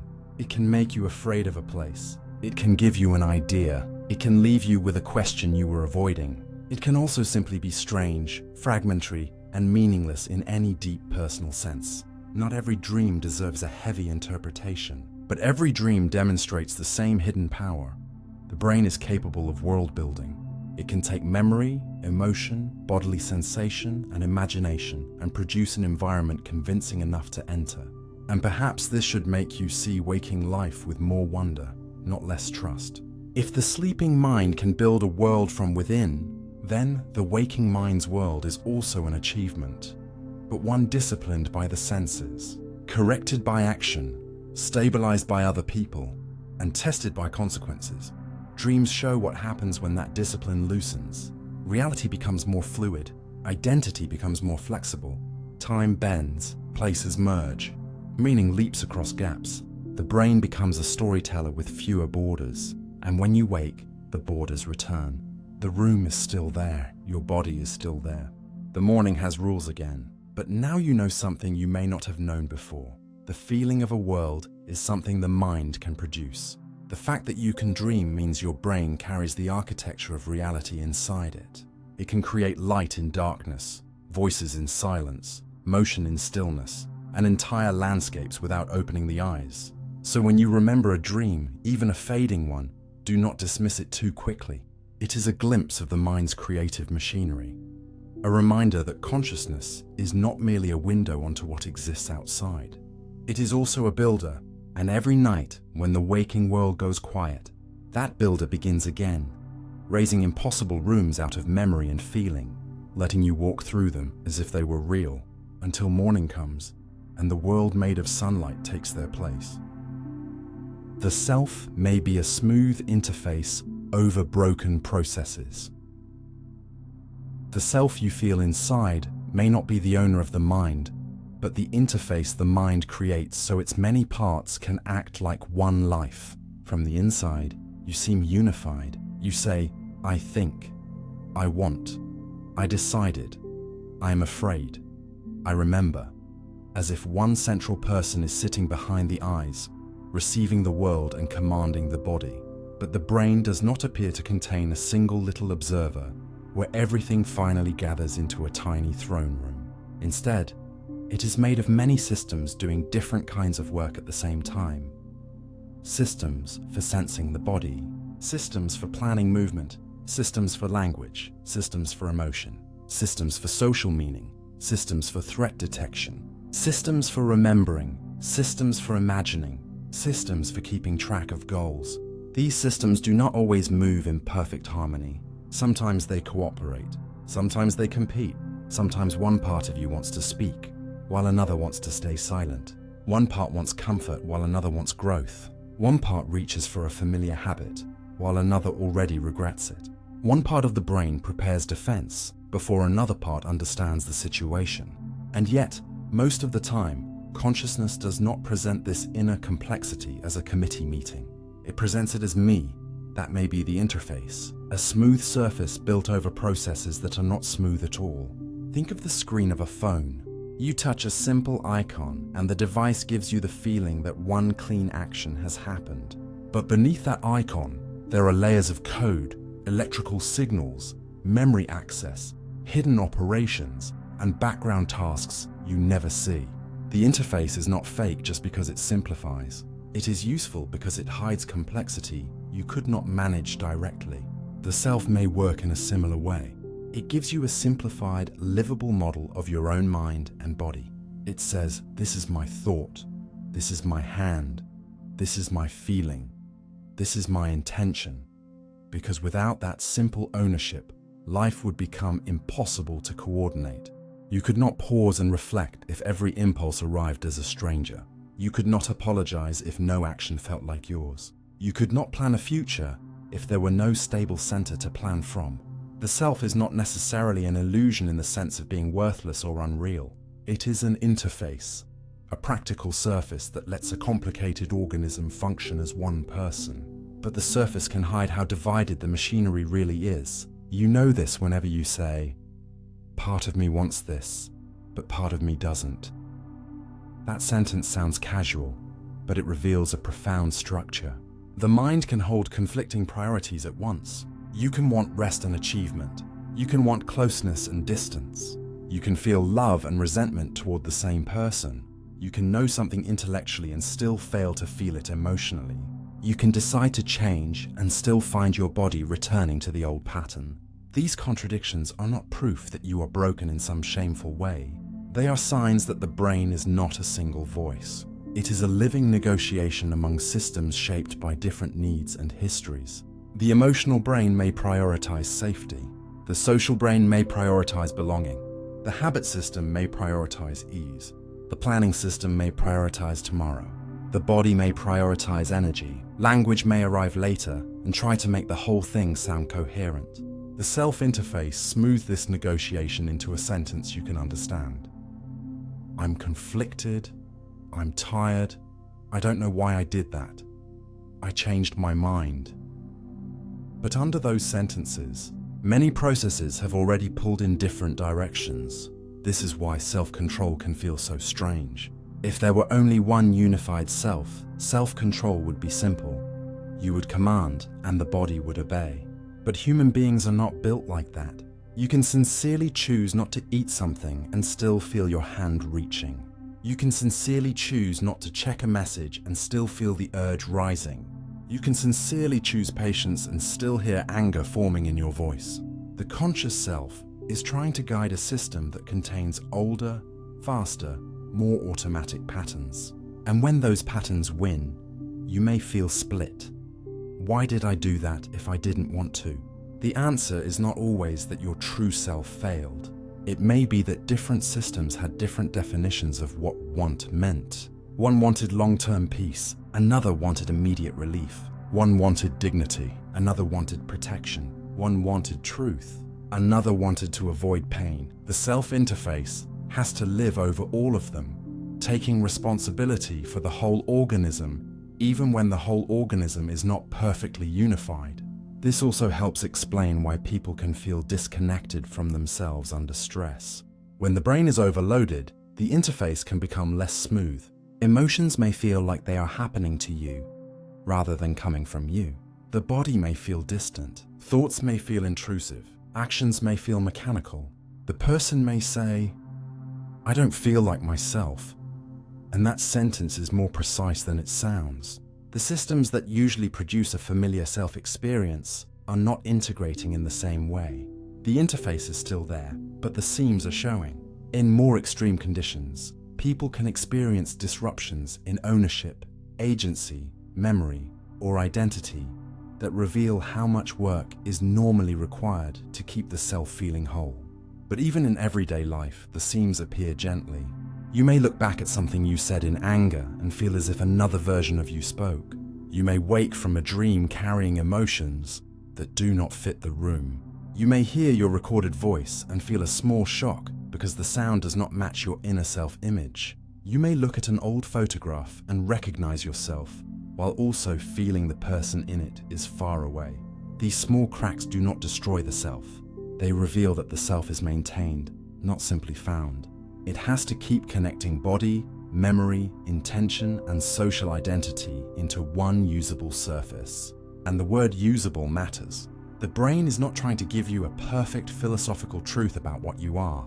It is trying to give you a model you can live through, a model that lets you answer when someone calls your name, a model that lets you know where your body ends and the room begins, a model that lets you feel responsible for your actions, connected to your past, and oriented toward your future.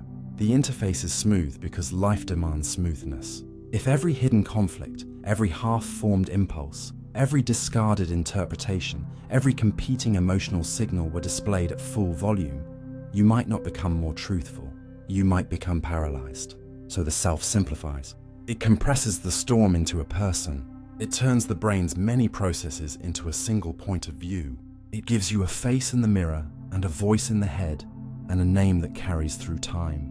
But once you understand this, a softer kind of humility appears. You can stop treating every inner conflict as a personal failure. You can stop assuming every impulse is a command from your deepest identity. You can stop believing that, because a thought appeared, it must represent the whole truth of you. A thought may be one process speaking. A fear may be one protective system overreacting. A craving may be one habit asking for repetition. A shame story may be one old model trying to explain new life with outdated language. The self-interface lets these things enter awareness, but awareness can learn to relate to them differently. It can say, "This is happening in me, but it is not all of me." That sentence is not denial, it is integration. It recognizes that the self is not made whole by pretending there are no parts. It is made whole by giving the parts a relationship. Maybe a healthy self is not one perfectly unified voice. Maybe it is a flexible interface that can listen to different systems without being ruled by any single one. It can hear fear without becoming fear. It can feel anger without becoming cruelty. It can notice desire without obeying automatically. It can carry sadness without losing all direction. It can hold contradiction and still choose a path. This is where the interface becomes beautiful. It does not erase the brokenness beneath it. It gives the brokenness a way to move together. The brain may be full of separate processes, but the self lets those processes become a life with continuity, responsibility, and meaning. So when you feel like a single person moving through the world, remember that this unity is not simple. It is a surface built over depth, a calm dashboard above 1,000 hidden signals. a fluent sentence written from many unfinished drafts. You are not less real because you are assembled. You are more mysterious. The self may be smooth, but beneath it are many systems learning, protecting, wanting, fearing, remembering, and reaching. And somehow, from all that inner fragmentation, the mind gives you one quiet word to live inside. You are not a stream. You are a reconstruction. You may feel like a stream flowing through time, but a stream is the wrong image for what you are. A stream suggests something smooth, continuous, and naturally unbroken, as if consciousness simply pours from one instant into the next, with the same inner water moving forward. But the mind is not a liquid line. It is closer to a reconstruction that keeps being renewed so quickly you mistake renewal for flow. At every moment, the brain has to rebuild your sense of the world, your body, your situation, your mood, your purpose, and your place in time, from many kinds of information arriving at once. Some of that information comes from the outside. Light, sound, pressure, temperature, movement, voices, faces, objects, distance. Some comes from inside. Heartbeat, breathing, hunger, fatigue, muscle tension, emotion, expectation, memory traces, unfinished thoughts. None of these signals by themselves are you. None of them are the full scene. They are pieces. The brain must gather them, compare them, weigh them, and arrange them into a usable model. That model is what you experience as the present self inside a present world. And because the model updates constantly, it feels like a stream. But the deeper truth is more mechanical, more delicate, and more astonishing. The continuity is the product of repeated reconstruction. The mind does not discover a finished you waiting somewhere inside. It builds a working version of you again and again, using what the body is doing, what the world seems to contain, what the past suggests, and what the next moment requires. This is why the self can feel so steady and yet change so quickly. A message can alter the entire color of your day.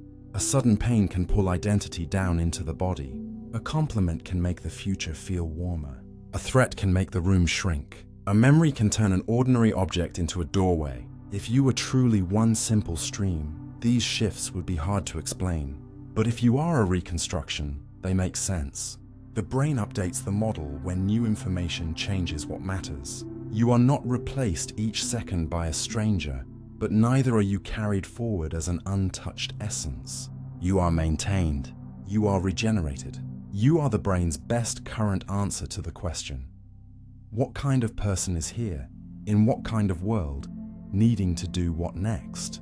This view can feel unsettling because it takes away the old comfort of a single inner river, but it replaces it with something more honest. The brain is not making you unreal.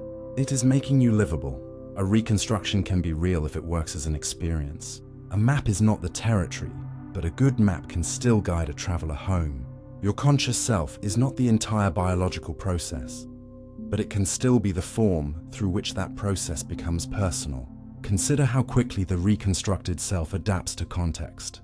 In one room, you may feel intelligent and open. In another, with different faces watching, you may feel smaller, guarded, almost younger. With one person, your voice deepens into calm. With another, your body prepares for defense before you can explain why. Alone at night, your thoughts may become louder. In the morning, after sleep, the same problems may lose some of their sharpness. The stream metaphor makes these changes seem like disturbances in something that should be constant. Reconstruction makes them understandable. The self is context sensitive. It is built partly from the conditions around it. This does not mean you have no core, no values, no continuity.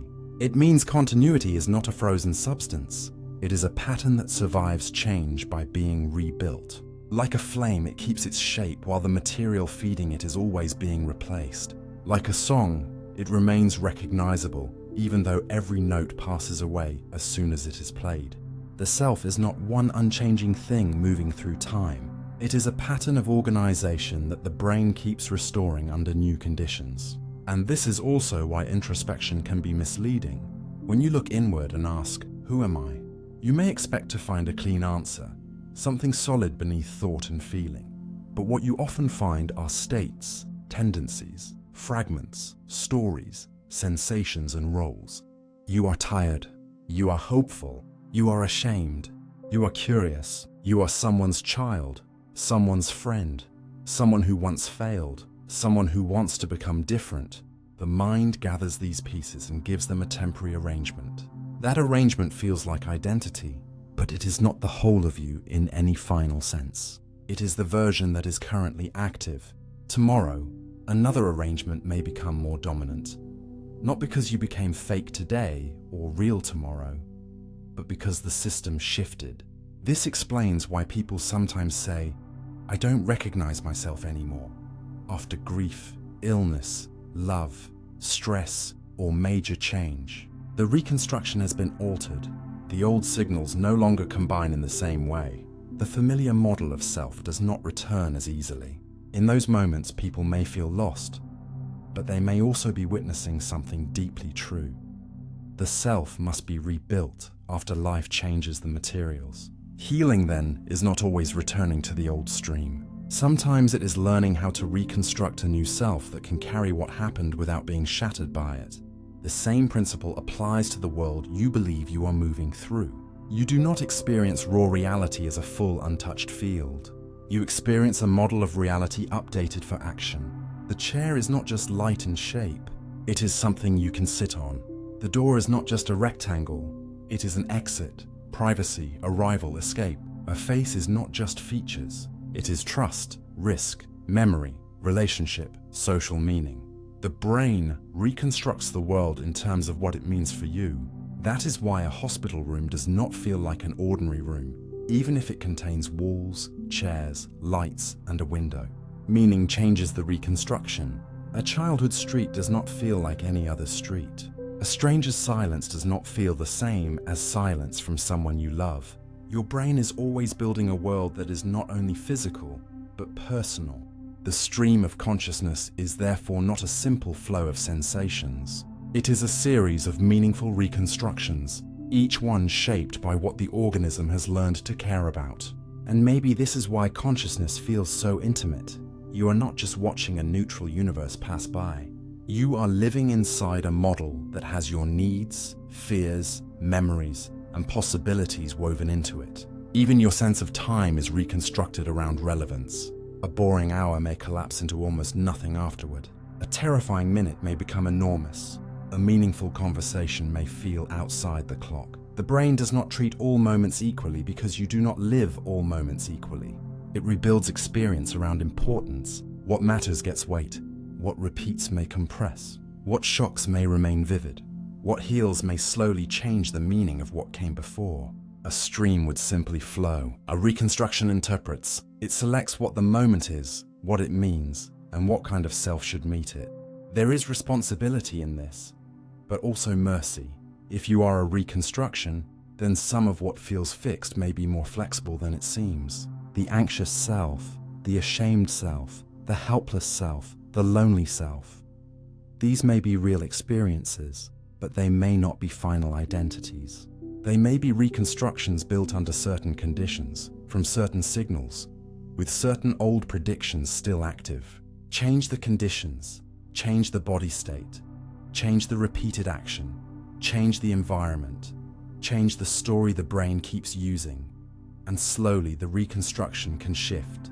Not instantly, not by pretending, not by forcing positivity over pain, but through new evidence lived often enough for the brain to build a different model. This is why small habits matter. This is why sleep matters. This is why the people around you matter. This is why the rooms you inhabit, the words you repeat, the fears you rehearse, and the kindness you allow into your life can alter the felt shape of who you are. They become material for reconstruction. The mind builds with what it is given. And still, there is no need to reduce the self to machinery in a cold way. A reconstruction can be beautiful. A cathedral is reconstructed from stone, glass, weight, and design. But the experience of standing inside it is more than the materials. A melody is reconstructed by the brain from vibrations, but the sorrow or peace it creates is real. In the same way, you are built from bodily signals, neural processes, memory, attention, and meaning. But the life that appears through that construction is not meaningless. It is the only life you have ever known. You do not need to be a flawless stream to be real. You do not need to be continuous in the old simple sense to matter. You can be a reconstruction and still suffer, love, choose, learn, forgive, grieve, and begin again. Perhaps the gentlest truth is this: the self is not a lie because it is made. It is a living achievement. Every moment, the brain gathers the pieces and gives you a world. It gathers the body and gives you presence. It gathers the past and gives you identity. It gathers possibility and gives you direction. The result feels like one continuous I, but underneath it is an act of renewal. So when you feel yourself flowing through the day, remember that the flow is not the whole truth. You are not merely a stream passing through time. You are time being organized into a person, again and again, with every breath, every signal, every remembered meaning, every quiet reconstruction that lets the scattered pieces of existence become you. The quiet illusion of being whole. The feeling of being whole is so quiet that you rarely notice it until something inside you begins to separate. Most of the time, you move through life with a simple assumption. There is one you here, one body, one mind, one identity, one continuous center of experience holding everything together. You do not wake up and marvel that your hands feel like your hands, that your thoughts feel like yours, that your emotions seem to belong to the same person who remembers yesterday and anticipates tomorrow. Wholeness is the background music of consciousness. It is always playing, so you mistake it for silence. But the brain does not receive wholeness as a gift from nature in one finished piece. It has to create it. It has to gather the body into one own shape, gather sensations into one located perspective, gather thoughts into one inner voice, gather emotions into one personal weather, gather memories into one life history, and gather intentions into one direction. And because this happens beneath ordinary awareness, you feel not like an assembly, but like a being. That may be the quiet illusion. Not that you do not exist, not that the self is meaningless, but that the unity you feel is simpler than it really is. You are whole in experience because the brain works tirelessly to make you feel whole. It builds a center where there may only be coordination.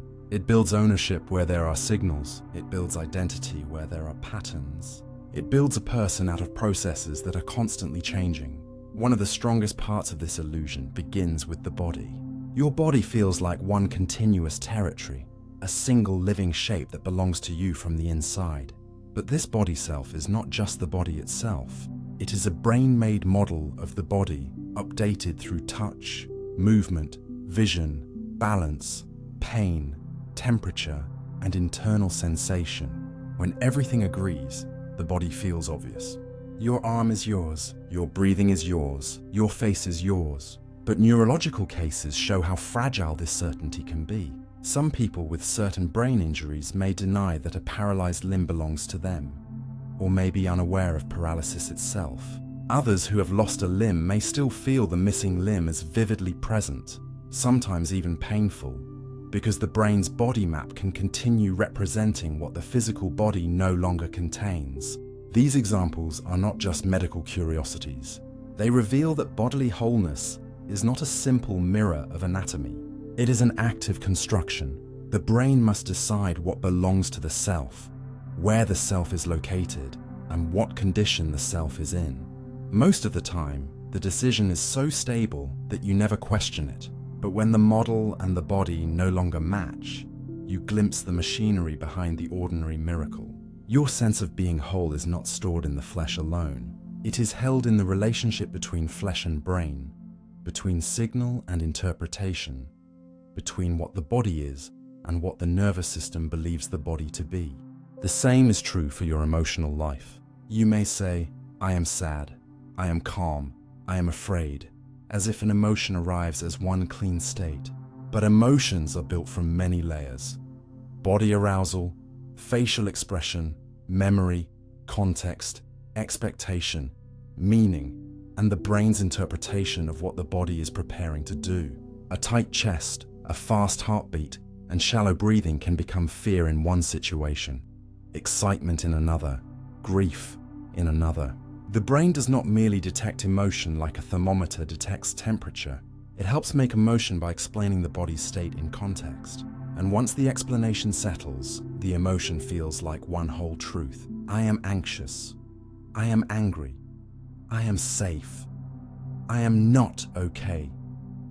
But under that sentence, the organism is doing complex work, assessing threat, energy, memory, social meaning, and future possibility. Wholeness, again, is the finished feeling, not the raw structure. Your inner life is full of partial movements that become one mood only after the mind gives them a name. This is why you can feel different versions of yourself across different states of the body. Hungry you, rested you, ashamed you, loved you, threatened you, peaceful you. Each may feel like the real you while it is active. Later, when the body changes, the certainty changes with it. This should not make you distrust yourself. It should make you more compassionate toward the shifting organism you are. The self is not a stone hidden inside the skull. It is a living balance, and balance must be maintained. Even your thoughts do not always belong to one smooth inner author. The mind can generate doubts you do not endorse, impulses you do not want, images you did not invite, and judgments you later reject. Yet consciousness often tries to gather this traffic into one speaker, because a mind with no center would be difficult to live through. The inner voice says I, and the word creates unity. But the word does not reveal all the complexity beneath it. Sometimes the mind is more like a city at night. Many rooms lit at once, many conversations happening, many systems doing their work, while from far above it looks like one glow. Wholeness is that glow. It is not false, but it hides the separate rooms. This matters because people often suffer when they mistake every part of the mind for the whole self. A fearful thought appears, and they believe they are fear. A cruel impulse appears, and they believe they are cruelty. A moment of weakness appears, and they believe it defines the entire person. But a thought is not always a verdict. An impulse is not always an identity. A feeling is not always the full truth. The mind contains many drafts, many alarms, many echoes, many protective habits. To be whole does not mean every part agrees. It means the brain has created enough integration for you to notice the parts without being destroyed by them. In that sense, real wholeness may not be perfect unity. It may be the ability to hold inner difference without falling apart. The quiet illusion is that a healthy self should feel like one pure, consistent voice. But human beings are rarely like that. You can love someone and resent them. You can want change and fear it. You can understand a truth and still not feel ready to live by it. You can forgive in one layer and hurt in another. These contradictions do not always mean hypocrisy. Often, they mean the nervous system is carrying different histories at once. A mature self is not one that has no contradiction. It is one that can make room for contradiction and still choose with care. This is where the idea of being whole becomes more tender. You are not whole because you are seamless. You are whole because the seams are being held. The brain also creates wholeness through values. A value is not just an opinion. It is a stabilizing force that lets different moments of life belong to a larger direction.